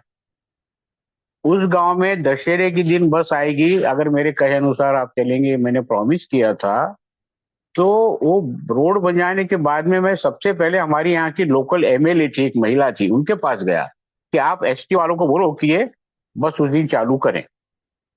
मेरे को आपको बताते हुए विशाल भाई और बाकी बताते हुए मुझे बड़ा दुख होगा कि उसने बिल्कुल कॉपरेट नहीं किया। मी आता मुंबईला चालले, तुम्ही सोमवारी या, मी आता दिल्लीला चालले, शनिवारी या, लाइक दैट। मैंने समझ गया, अब मैं तो थोड़ा बहुत तो अकल रखता हूँ, इंजीनियर हूं, तो मैं समझ जाता हूँ। फिर मैंने जो डिविजनल कंट्रोलर था, वो एक रिटायर्ड मिलिट्री का आदमी था, उसके पास जाके पूरी कहानी सुनाई। मैंने कहा ये हमारे गांव के भाइयों के पुरुषार्थ का और मेरे शब्द का सवाल है, दशहरे के दिन वहां बस आना चाहिए, ऐसा हमारा निर्धार है। वो समझ गया और उसने बराबर दशहरे के 2 दिन पहले ट्रायल बस भेजी और बाद में पीडब्ल्यूडी का सर्टिफिकेट मांगा। तो वो तो मेरे मित्र ही थे पीडब्ल्यूडी वाले, हालांकि मैं इरिगेशन में था, लेकिन पीडब्ल्यूडी वाले भी हम रोज मिलते थे। सर्टिफिकेट दिया, दशहरे के दिन वहां पर बराबर बस आई। अभी भी वहां पर डेयरी की गाड़ी रोज आती है। अभी 400 लीटर दूध का कलेक्शन हो गया है चालू। हमारा 1000 लीटर तक के ले जाने का निर्धार है गाँव का। तो ये दृश्य देख करके इसमें आप लोगों को, लेकिन जो रोड वाला काम हुआ है उसमें आप लोगों को एक, मैं और बाकी लोगों को भी बताना चाहता हूँ कि यहाँ पर एक centre of science for villages नाम की संस्था है, ग्रामोपयोगी विज्ञान केंद्र। उनको मैंने वहां मैं चेयरमैन था मैं उसका, अभी मैंने छोड़ दिया सब धीरे धीरे, लेकिन उनको 2 प्रोजेक्ट दे रखे हैं जो अभी तक के वो कर नहीं पाए। एक तो ये कि सॉइल स्टेबलाइज रोड का आप बताओ कि कैसे कर सकते हैं। सॉइल से ही बनाना है रोड, लेकिन स्टेबल हो, सिलेक्टेड क्ले होगी या क्या होगा, वो तो उसको उनको प्रोजेक्ट दे के रखा है अभी तक। और दूसरा, गांव में डबल स्टोरी मड हाउसेस। हमारे गांव में आप देखिए जमीन कम होती जा रही है धीरे धीरे सब दूर, तो आप सिंगल स्टोरी मकान बनाएंगे गांव में या कहीं भी, तो आगे चल करके जमीन की किल्लत हो जाएगी। गावठाण जे आहे त्याचे विस्तार कुठपण करणार तुम्ही, त्याला परमिशन लागते। तर डबल स्टोरी मड हाऊस याचं कसं, आणि विदाऊट युजिंग टिंबर, कारण टिंबर लावलं तुम्ही तर जंगल कटिंग करावी लागते। असे 2 मी चॅलेंजिंग प्रोजेक्ट त्यांना देऊन ठेवले. तुम्ही सुद्धा याबद्दल हे जे सगळे ऐकत आहे की 2 हे चॅलेंज रूप करा की एक सॉइल स्टेबलाइज रोड आणि डबल स्टोरीड मड हाऊसेस हे झालं. दुसरं असं की जे शेतीचं त्यांनी सांगितलेलं आहे त्याच्यात मला 2 प्रॉब्लेम असे आहे जे तुम्हाला फेस करावे लागत असतील सध्या सुद्धा. One is climate change. त्याचं अजूनपर्यंत कुठे असं स्टेबल उत्तर आलेलं नाही, कोणाजवळ नाहीये. असेल तर थोडं I will be glad to know की क्लायमेट चेंज आणि जंगली जनावरांचा त्रास हे 2 असे महाभयानक प्रॉब्लेम आहे की ज्याच्यामुळे शेतकरी त्रस्त आहेत. तर ह्याच्यावर कृपया करून अजून कोणी जर प्रकाश टाकू शकला तर ते चांगले. दुसरं, शेतीमध्ये त्यांच्या म्हणण्याप्रमाणे त्यांनी केलं, उत्पन्न वाढलं, 8-8 लाख रुपये आले वगैरे वगैरे सगळं. मला वाटतं ते सांगू शकले नसतील की शेतापासून तर स्टोरेज पर्यंत जिथे कुठे ते बिफोर गोइंग टू मार्केट त्याचं कसं काय, कशी व्यवस्था आहे आणि मार्केट तुम्ही माल कुठे विकणार त्याचं तुम्हाला गावात शहरात जिथे तुम्ही माल विकता तिथे काहीतरी तुम्हाला एखादी आउटलेट असली पाहिजे तुमची, एक छोटीशी आउटलेट. बऱ्याच ठिकाणी मी पाहिलेली आहे आणि ते तिथपर्यंत आपला माल कोणत्याही वाहनाने घेऊन जातात. भाजीपाला असेल तर मोटरसायकलच्या दोन्ही बाजूला हे असेल लावून, जसे पाण्याच्या डबक्या वगैरे असतात किंवा या टाईपची व्यवस्था करून गावकरी लोक खूप हुशार असतात, ते करतात. पण there should be one outlet. आणि हे ऑर्गॅनिक फार्मिंग आणि ऑर्गॅनिक प्रोड्यूस आहे याचं इतकं मार्केट आहे. आजच मी सकाळी माझ्या गावकऱ्यांशी बोललो की तुम्ही वर्ध्याला येऊन 50 रुपये लिटर, मी स्वतः खरेदी करून राहिलो त्यांच्याकडून, ह्या क्वालिटीचं दूध तुम्ही 80 रुपये लिटर पर्यंत विकू शकता. मी तुम्हाला कस्टमर आणून देतो वाटल्यास शहराचे, वर्धा शहराचे. पण प्रश्न एकच आहे की तुम्ही त्याच्यात क्वालिटीमध्ये पुढे मागे त्याची तक्रार नाही आली पाहिजे. तर हे जे प्रोड्यूस आहे याच्यासाठी शहरामध्ये कुठेतरी आउटलेट पाहिजे. दूध असेल तर दुधाचं कुठे विकता येईल, कसं विकता येईल. भाजीपाला असेल, इतकं शहराच्या लोकांजवळ कारण पैसा असल्यामुळे ते दुधाचा भाव सुद्धा, इंदोर जवळ एक गाव आहे पिवळा आहे नावाचं, तिथलं दूध येतो इंदोरला 110 रुपये लिटर दूध विकतात तिथे, 110 रुपये लिटर. तर there should be one outlet in the nearby town or 2 towns whatever जे ते नुसतं प्रोड्यूस करून. त्यांनी सुद्धा सांगता सांगितलं त्यांनी की नुसतं मोर यील्ड म्हणजे गॅरंटी नाहीये प्रॉफिटची. जेव्हा जेव्हा मोर यील्ड येते तेव्हा तेव्हा भाव पडतात. तर there should be some provision for this storage आणि मग योग्य वेळी मार्केटिंग आपल्याला करायचं. दुसरं एक फार महत्वाचं कृपा करून तुम्ही नोट करा, जे मी अनुभवाने शिकलेलो आहे. प्रत्येक गावात एक शक्तिकोश उभा करा. शक्तिकोश, ग्रामकोश म्हणतात काही लोक, पण मी शक्तिकोश म्हणतो कारण लेबरमध्ये शक्ती आहे. आता गावामध्ये ज्यांनी त्यांनी लोकांनी श्रमदान केलं असेल, विचारा तुम्ही त्यांना, तर ती शक्ती आली ती गावामधून. तर शक्तिकोश, आणि शक्तिकोशमध्ये कॅश म्हणा किंवा लक्ष्मी म्हणा, जी कशी किती देणार त्याचा सुद्धा मी अभ्यास करून निष्कर्षावर आलेलो आहे की एका मनाच्या मागे एक शेर. पहिले 40 शेरचं एक मन होत होतं, जे जुने लोक आहेत त्यांना माहित असेल. 40 शेर म्हणजे 1 किलोचा इक्विव्हलंट ऑलमोस्ट. त्याच्या 40 म्हणजे एका मनाच्या मागे एक शेर शक्तिकोशमध्ये टाका. ज्यांची नोकरी आहे त्यांनी 1 दिवसाचा पगार, आणि दुसरे ज्यांना जे काही गावाच्या बाहेर असतील त्यांनी सुद्धा जास्त जमेल तसं. आणि this is just equivalent to the concept of zakat in इस्लाम.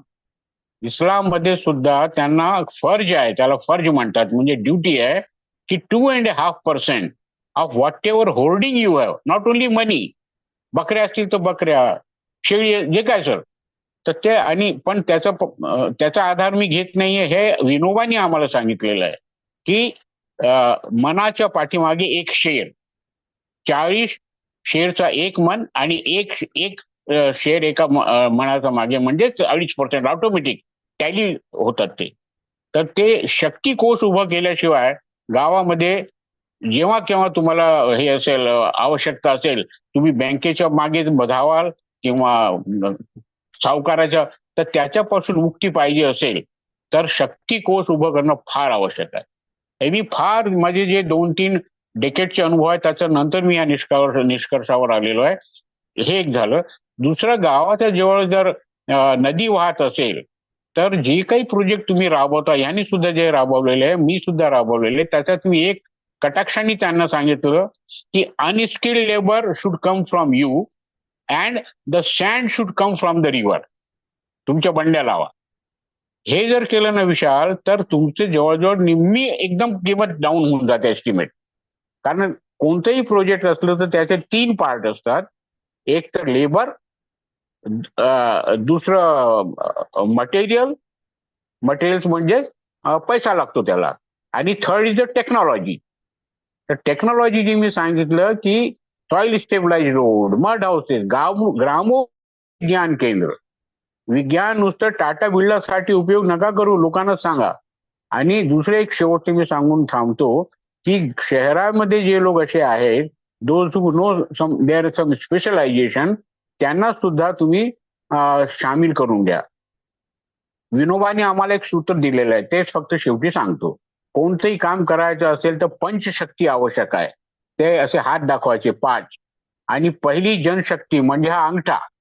अंगठा इज मोस्ट इम्पॉर्टंट. चारही तुमचे फिंगर्स साबूत असले आणि अंगठा नसला तर तुमची 80% शक्ती गेली.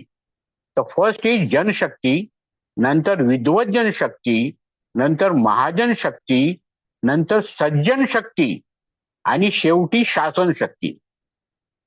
हे 5 शक्ती आणून तुम्ही कोणताही प्रोजेक्ट सफल करून दाखवू शकता. तर बाकीचे जे आहे, जे 5 मधले जे सुटले असतील, त्यांना सुद्धा कृपा करून याच्यात सामील करून घ्या. कारण त्यांचं सुद्धा देशाच्या प्रती काही देणं लागतं. आजच सकाळी मी एक MSW कॉलेजमध्ये गेलो होतो आणि त्याच्या प्राचार्याशी, मी पोपटकर नाव आहे, त्यांच्याशी हेच बोललो की तुमचे MSWचे लोक आम्हाला द्या आणि त्यांचा सुद्धा फायदा होईल. असं नाही की फक्त आम्ही व्हॉलंटिअर मागत आहोत, पण त्यांनी सुद्धा ह्या कामाशी लागावं. ज्याला जसं जमते तेवढं, आठवड्यातून एकदा, महिन्यातून एकदा, 1 तास, व्हॉट एव्हर इज पॉसिबल. तर ह्याप्रमाणे, किंवा हा एक टेक्निक सांगितली मी, ह्याप्रमाणे ह्या 5 शक्तीमधले जे लोक आहे त्यांना अप्रोच कसं व्हायचं, this is all to your skill.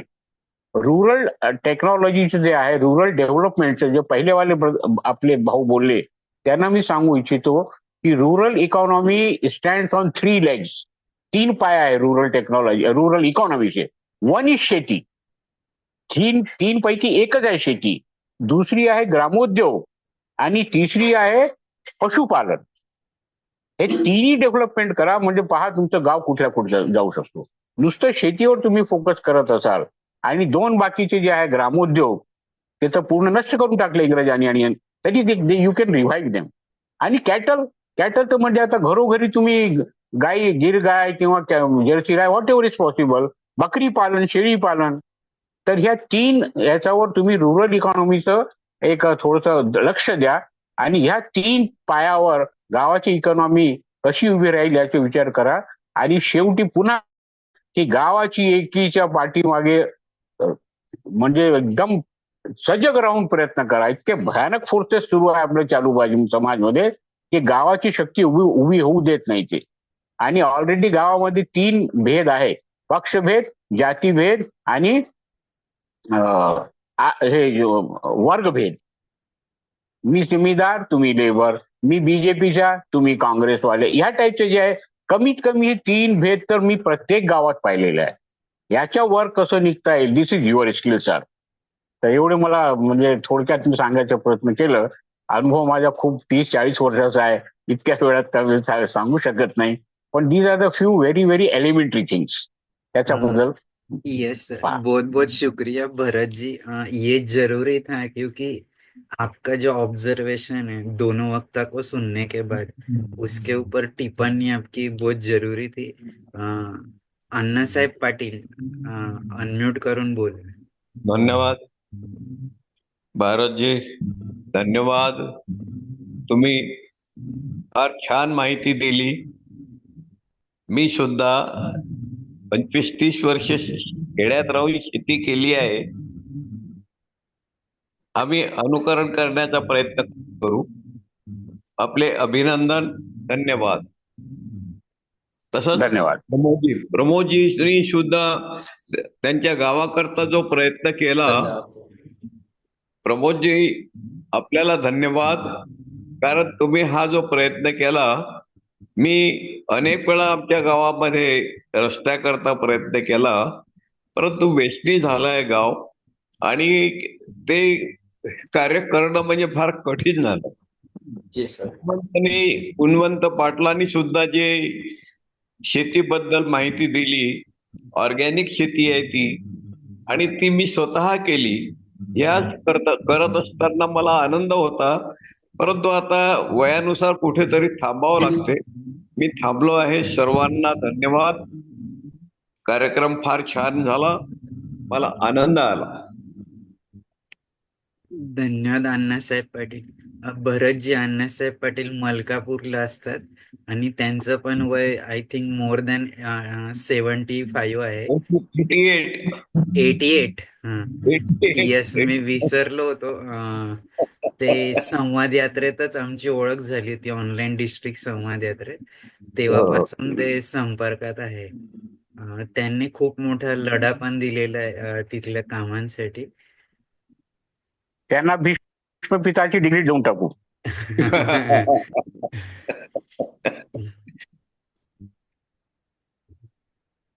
धन्यवाद अण्णासाहेब. तुषारजी राधेश्यामजी अनम्यूट करून बोला. तुषार अंडे. हा सर बोला. सर सर्वांना नमस्कार. नमस्कार, बोला सर. सर म्हणजे प्रमोद पाटील सर झालेत किंवा गुणवंत पाटील सर यांनी खूप म्हणजे उपयुक्त माहिती मिळाली यांच्याकडून आम्हाला, आणि भविष्यात मला अकोला जिल्ह्यामध्ये काम करण्यात याच्याकडून स्फूर्ती मिळेल. आणि भरत सरांचं तर आमच्या नेहमी आपण आपल्याला ग्रुपला मिटिंगला असतोच आपण, आणि सरांकडून मला जे 2 चॅलेंजिंग विषय कळले की क्लायमेट चेंज आणि जंगली प्राण्याचा त्रास हा आता ज्या ज्या ठिकाणी आम्ही आता अकोला जिल्ह्यामध्ये काम करतोय त्या ठिकाणी हे प्रॉब्लेम क्रिएट होतातच. कारण सगळ्या गोष्टीमध्ये कसं आहे की जंगली प्राण्याचा जो विषय आहे हा एवढा व्यापक प्रमाणात वाढलेला आहे की त्याला कुठल्या स्तरावर आणि कशा प्रकारे बंदोबस्त करावा हे मोठं एक चॅलेंजिंग झालेलं आहे. आणि दुसरी गोष्ट आपल्या भरत सरांकडून 2 अंतिम गोष्टी अशा कळल्या की आपल्या याच्यामध्ये सॉइल स्टेबिलायझर रोड आणि डबल स्टोरेज मड हाऊस वगैरे हे पण खूप म्हणजे आता आजच्या घडीला उपयुक्त आहेत आणि त्याची आधी काळाची गरज आहे. मी सर्वांना धन्यवाद देतोय आणि चांगले मार्गदर्शन मिळालं आज. सर्वांना नमस्कार. धन्यवाद तुषारजी. राधेश्यामजी अनम्यूट करून बोला. राधेश्यामजी अनम्यूट नाही झालं तुमचं. हा बोला आता. परत म्यूट झालं. नमस्कार. हा बोला राधेश्यामजी. खूपच छान सेमिनार वर्षभरात गुणवंत पाटील सरांनी संघटनाबद्दलची माहिती दिली. खूपच चांगलं कार्य केलं. संघटन आजच्या तारखेमध्ये परिस्थिती अशी आहे की व्यक्तीच्या मनामध्ये जे विचार असतात कधी कधी त्याच्या वयामध्ये इतक्या लोकांना सोबत त्यांना कन्व्हिन्स करून राजी करून चालवणं खरोखर खूपच कसरत असते. छान काम आपण केलंय. फारच आपलं अभिनंदन आणि अभिवादन. आणि प्रमोद पाटील सरांनी सांगितलं सेम थिंग की सर्वांसोबत घेऊन काम करताना बरेच चॅलेंजेस किंवा बऱ्याच गोष्टी येतात. खूपच चांगलं कार्य आणि उल्लेखनीय आहे. झाली संघटन टिकवण्यासाठी जे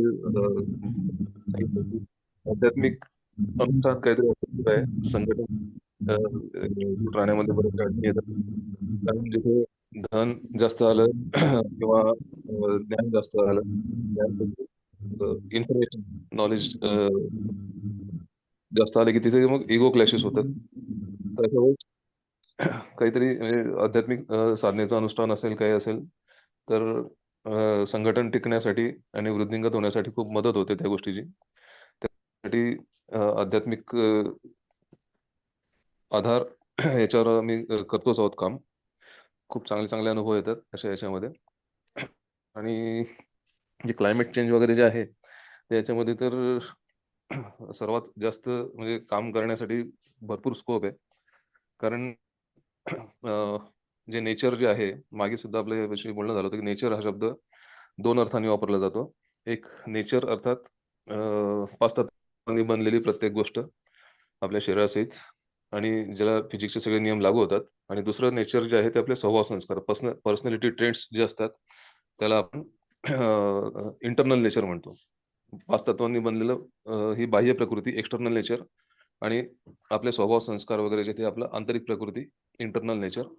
आणि या दोघांमधला जो संबंध आहे की the external nature is reflection of our internal nature. ही बाह्य प्रकृती ही आपल्या आंतरिक प्रकृतीचं प्रतिबिंब आहे.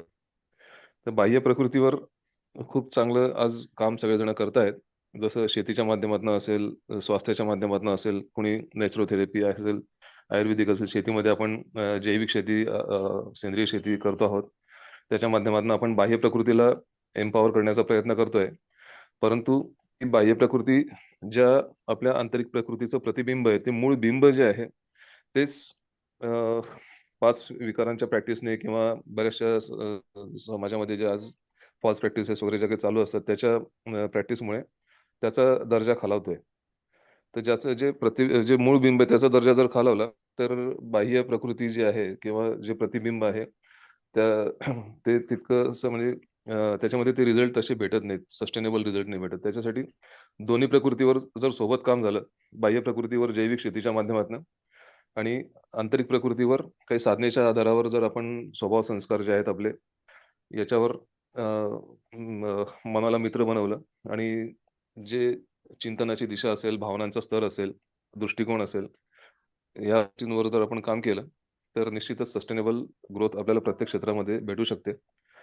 असे अनुभव सुद्धा आहेत. तर आणि क्लायमेट चेंजवर सुद्धा तीच गोष्ट परत लागू होते की हे जे क्लायमेटची आजची परिस्थिती झालेली आहे की आज जो सृष्टीवर राहणाऱ्या सगळं जे लोक आहेत, मनुष्य जे आहेत, यांचा जो एक एकत्र जो कॉन्शियसनेस आहे याचं प्रतिबिंब आज प्रकृती आपल्याला दाखवते.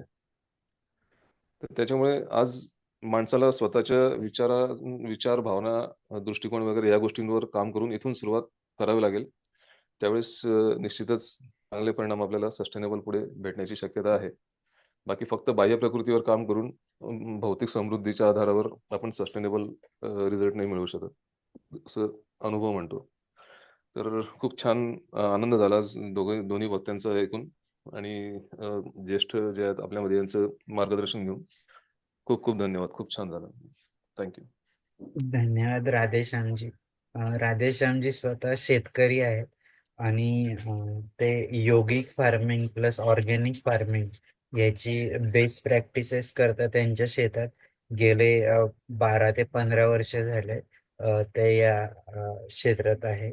आणि जे प्रजापिता ब्रह्मकुमारीचं फार्मर्स विंग आहे त्याचे ते प्रचारक देखील आहेत. पूर्ण राज्यभर त्यांचे व्याख्यानं पण होत असतात. बऱ्याचदा ते मार्गदर्शनाला जातात.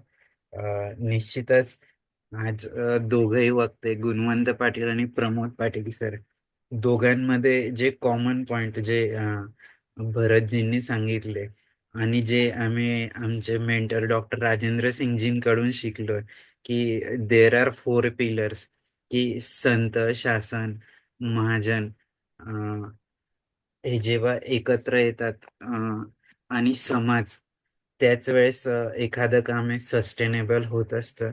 आणि ते या दोन्ही वक्त्यांनी जसं प्रमोद पाटील सर भुजल वारकरी अभियानात जुळलेले आहेत, ती त्यांची पूर्ण टीम आणि त्या टीमने जसं त्यांनी सांगितलं की ते एक दिंडी प्रमुख आहेत आणि त्या दिंडीचं नेतृत्व करत त्यांनी आपल्या गावाचा प्रॉब्लेम सॉल्व्ह करण्यासाठी जो पुढाकार घेतला, निश्चितच यातनं एक नक्की नवीन दिशा आणि त्या कामाला जी गती मिळाली की जे काम सरकारी कार्यालयात अडकून पडलेलं होतं ते आज त्यांच्या सगळ्यांच्या सहकार्यामुळे लवकरात लवकर होऊन आज तिथं त्यांच्या शेतापर्यंत अगदी ट्रक देखील जातोय.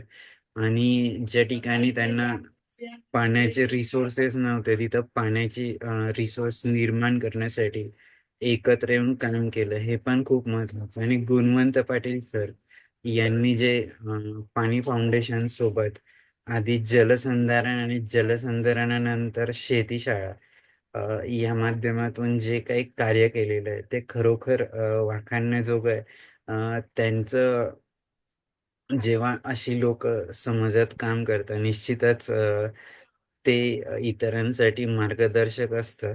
आता आपल्यासोबत गुणवंत सोनवणे सर हे जे भूजल वारकरीचे प्रमुख मार्गदर्शक आहेत. मी सरांना विनंती करतो की त्यांनी बोलावं. नंतर आपण दोघं वक्त्यांकडून एक समराईज झाल्यावर प्रार्थनेने आजच्या कार्यक्रमाची सांगता करूया. गुणवंत सर. प्रमोद पाटलांचा फोन मिळेल का? हो हो, पाठवतो अण्णा साहेब. बरं, ठीक. या. गुणवंत दादा बोला ना. नमस्कार. नमस्कार. एका ठिकाणी असल्यामुळे व्हिडिओ ऑन करता येणार नाही, पण बोलतो. प्रमोद दादांनी जे सांगितलं मला काही भाग ऐकता आला नाही, पण ऐकल्यानंतर त्यांनी जे काम केलंय चाळीसगाव तालुक्यामध्ये, त्यांच्या गावामध्ये अतिशय वाखाणण्याजोगं काम आहे. त्याच्या मागची थोडीशी पार्श्वभूमी सांगतो. मला 2-3 मिनिटाचा वेळ असेल तर मी 2-3 मिनिटात कव्हर करतो, फार वेळ घेणार नाही. तर मुळात नक्कीच भूजल ज्ञान. गुणवंत दादा बोला. ओके. तर मुळात भूजलविहान ही संकल्पना राबवण्यामागचं कारण असं होतं की मी अमेरिकेतनं भारतात आल्यावर मला नेहमी वाटत असायचं की आपण काहीतरी केलं पाहिजे समाजासाठी. आणि मग पुण्यात आम्ही सेवासहयोग संस्थेच्या माध्यमातून पुण्यात काम करत होतो शिक्षण या विषयावर धरून. आणि त्यावेळेस वाटलं की आपण ग्रामीण भागामध्ये शिक्षणासाठी काम केलं पाहिजे. म्हणून सर्वात प्रथम 2016 मध्ये आम्ही तसा प्रयत्न केला. परंतु एकंदरीत चाळीसगाव तालुक्यामध्ये बंजारा समाजाचं प्राबल्य मोठं आहे. आणि त्यावेळेस असं लक्षात आलं की मुलं शाळेत, आपण शाळेसाठी काम करतोय, शिक्षकांसोबत काम करतोय, मात्र विद्यार्थीच शाळेत येत नाही. तर विद्यार्थी का शाळेत येत नाही? तर पालकांचं स्थलांतर होतं. पालकांचं स्थलांतर का होतं? तर रोजगार नाही. रोजगार नाही म्हणून ऊसतोडीसाठी बाहेर जायला लागतं. मग रिव्हर्स इंजिनिअरिंगने प्रश्न परत तोच आला की जर मुलं शाळेत येणं अपेक्षित असेल तर पालक गावात थांबणं गरजेचं आहे. पालक गावात थांबायला पाहिजे असतील तर त्यांना रोजगार द्यावा लागेल, आणि रोजगार द्यायचा असेल तर शेती हाच तिथे ग्रामीण भागात रोजगार. मग शेतीला पाणी द्यावं लागेल. आणि मग ज्या शिक्षणापासून सुरू केलं होतं तो प्रवास पाण्यावर येऊन थांबला. आज साधारणतः चाळीसगाव तालुक्यामध्ये 29 तलाव आम्ही निर्माण केले. एक गाव एक तलाव ही संकल्पना मांडली, कारण की प्रत्येक गावातून काही नदी जात नाही आणि प्रत्येक गावात नदीचा काही सोर्स असेल असंही नाही, पण प्रत्येक गावामध्ये तलाव असतात वॉटरशेड डेव्हलपमेंट नुसार, किंवा जुने ग्रामीण भागातील तलाव असतील याच्यानुसार. मग आम्ही एक गाव एक तलाव ही संकल्पना मांडली, जेणेकरून तलाव हा ग्राउंड वॉटर रिचार्ज करण्याचा सगळ्यात बेस्ट पर्याय असेल. असे 29 तलाव आपण निर्माण केले. आतापर्यंत साधारणतः 800 कोटी लिटर एवढा जलसाठा आपण चाळीसगाव तालुक्यामध्ये तयार केलाय. साधारणतः आपण चाळीसगाव तालुक्यामध्ये 50-55 गावांसोबत काम करतोय पाण्याच्या प्रवासात.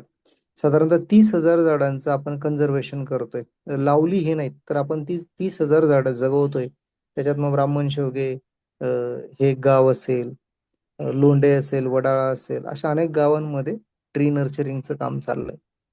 मग शिक्षण पाण्यासोबत काम करत असताना आम्ही परत आमचा जो ज्या उद्देशाने सुरू केलं होतं शिक्षण, या शिक्षणावर आम्ही काम सुरू केलं.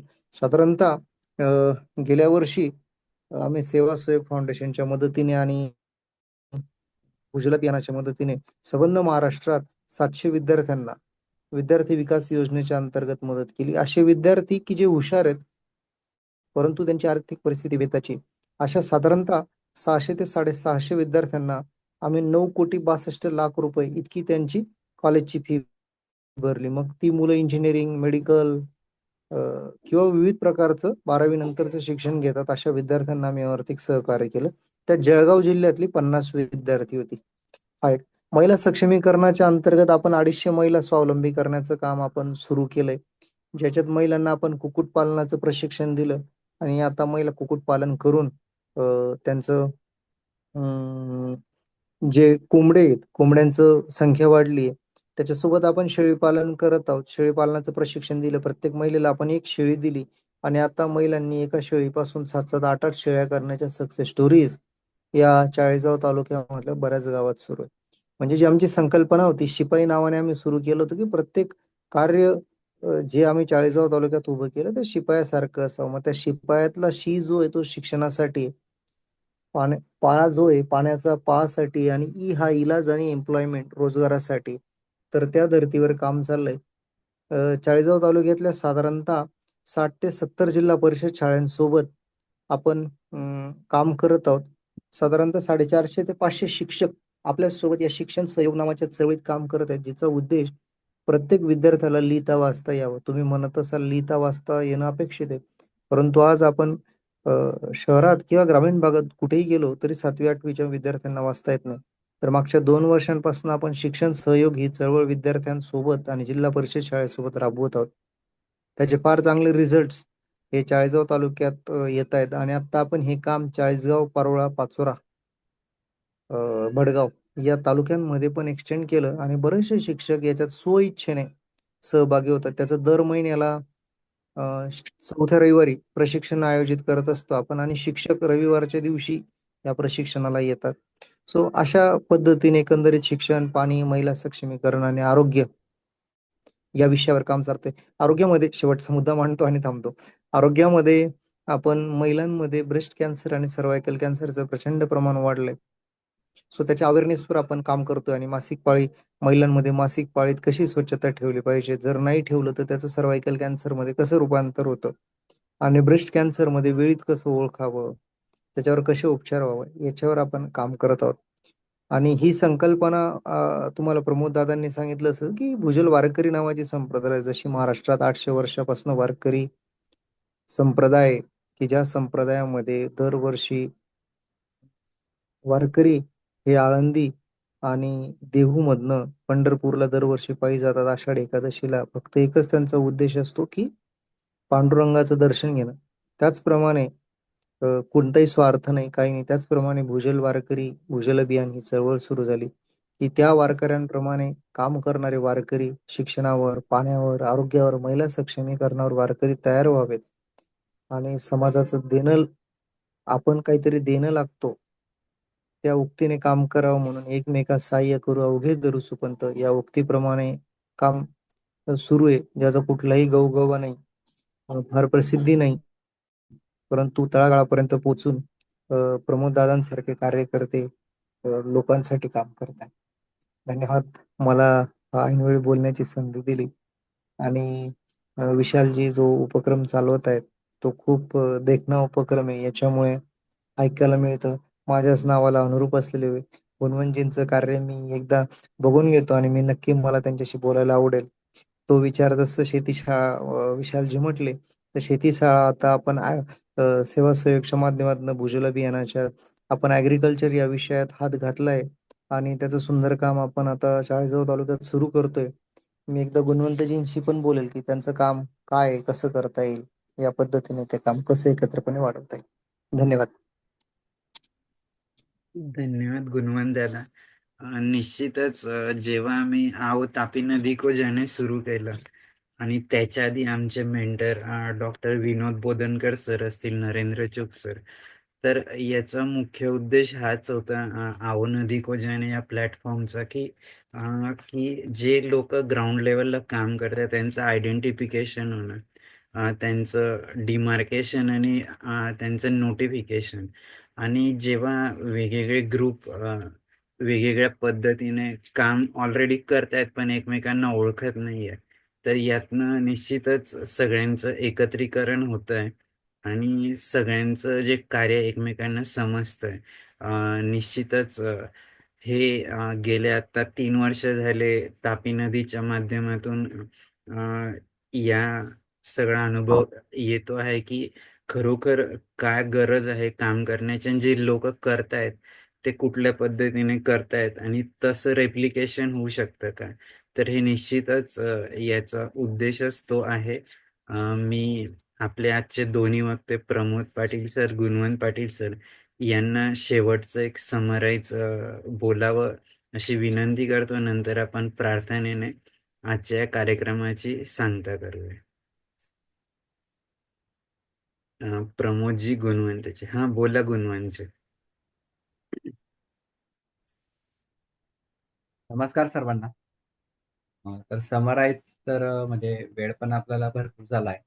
बोलण्यासारखा विषय हा खूप मोठा आहे की यावरती किती बोलावं तर कमीच आहे. कारण शेती आणि आजची परिस्थिती ही खूप म्हणजे नदीचे दोन टोकं आहेत वेगवेगळे, की ते दोघं समजून घेणं आणि त्याच्यामधल्या त्या प्रवाहाला पार करून हे टोक ते टोक जुळवून आणणं.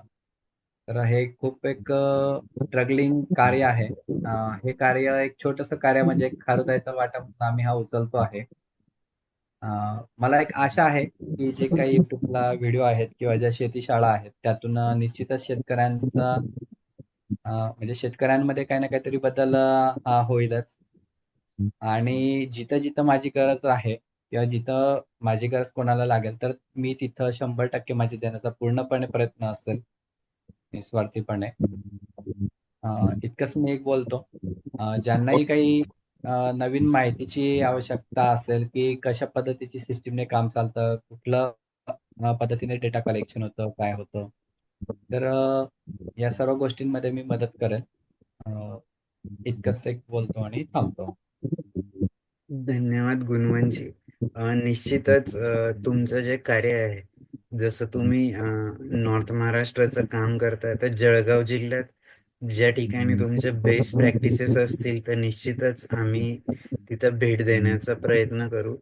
आणि निश्चितच तुमचं जे काही वर्कशॉपमध्ये शिकवतात, तर त्याच्याबद्दल काही लिंक्स असतील, तर त्या आपल्या ग्रुपवर टाकल्या तर इतर लोकही त्या बघू शकतील, असं मला डेफिनेट. वाटतं. प्रमोद पाटील सर. सर नमस्कार. सर मला एवढ्या मंचावर मी बोलतोय, मला खूप आज माझं मन एक समाधान वाटतंय की मी काहीच केलेलं नाही. खर तर जे आपल्यासारखे जे निस्वार्थी समाजासाठी काम करत असणारे लोक आहेत, त्यांच्यासोबत मी हाताला हात घेऊन एक छोटासा माझ्या स्वार्थाचा प्रयत्न मी माझ्या शेतीसाठी आणि गावासाठी एक माझा स्वार्थ होता, त्याच्यात मी काम करत होतो. पण ज्या वेळेस कोणीतरी निस्वार्थीपणे आपल्या समाजासाठी, निसर्गासाठी किंवा गावासाठी काम करत असतो, तर नक्की तिथं आपल्यासारख्या लोकांमध्ये एक देवदर्शन होतं. एवढंच मला आज अनुभवलं. आणि निश्चित मी एक प्रामाणिकपणे सांगतो की या कार्यात मी सदैव अहोरात्र झटत राहील. आणि मी नक्की आपल्यासारख्या ज्या लोकांची मला भेट झाली आणि एक देवरूपाने मी पाहतोय की इतिहास साक्षी आहे की या पृथ्वीवर जिजामाता असतील, छत्रपती शिवाजी महाराज असतील, आपले जे योग पुरुष होऊन गेलेले आहेत, त्यांनी एक माणसाच्या रूपातच समाजाची सेवा करून एक देवदर्शन दिलेले आहे. आणि निश्चित रूपे अवघे पंढरीचे जरूर ते वाक्य आहे, त्या समान कार्य सगळ्यांचं आहे. आणि माझा एक छोटासा प्रयत्न होता गावासाठी आणि शेतीसाठी, आणि त्यातून आपल्यासारखे ज्येष्ठ मंडळी मला लाभली. मी वयाने खूप छोटा आहे, तर मी आज आपल्यासारख्या सगळ्यांची हातात हात घेऊन काम करायला मला अजून ऊर्जा मिळाली. आणि भविष्यात काही अडचण आली तर मी नक्की आपला आदर्श ज्येष्ठ मंडळीचा घेऊन भविष्यात समाजासाठी, गावासाठी देणं लागतो, देशासाठी, जसं आमचे गुणवंतजी बोलले त्या रस्त्यावर मी चालेन अशी ग्वाही देतो आणि 2 शब्द संपवत असतो. धन्यवाद प्रमोदजी, गुणवंत पाटीलजी. मी आमच्या संपूर्ण टीम कडून आपले ऋण व्यक्त करतो आणि निश्चितच भविष्यात पण आपण सोबत काम करूया. भरतजी, तुम्ही अनम्यूट केलं होतं, तुम्हाला काही बोलायचं आहे का? भरतजी. नाही, ते चुकून झालं, काय झालं माहिती, काही बोलायचं नाहीये. अच्छा. माझी एक रिक्वेस्ट होती, आजची प्रार्थना तुम्ही घ्यावी. बर, ऐकू येस. येत आहे? हो, येतंय.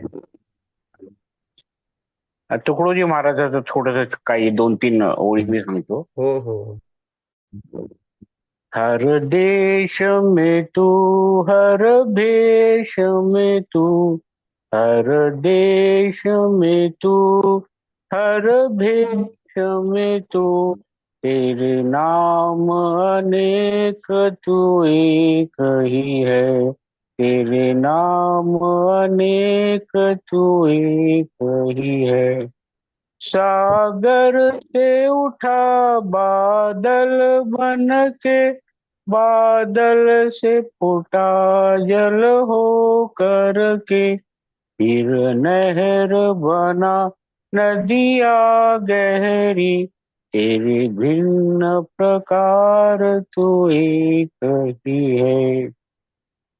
यह रूप दिखाया है जिसने, यह है गुरुदेव की पूर्ण कृपा, टुकड़ा मने कोई न और दिखा, बस तू और मैं सब एक ही है।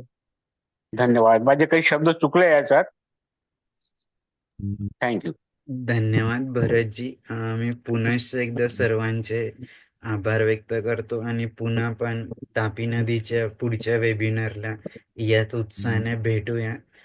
हे सगळं आमच्या टीमचं काम आहे. मी एक त्यांच्यातलं एक छोटासा कार्यकर्ता आहे आणि निश्चितच या माध्यमातून जे सगळी लोक इथं येतात महानुभाव, त्यांच्याकडून खूप नवीन नवीन गोष्टी ऐकायला मिळतात, शिकायला मिळतात आणि हा सुसंवाद होतोय हे खूप मोठं आम्हाला वाटतं. मी इथं सर्वांना आल्याबद्दल पुनश्च एकदा आभार व्यक्त करतो आणि आज आपण आपल्या या सत्संगाची इथं सांगता करूया एवढं डिक्लेअर करतो. Thank you very much.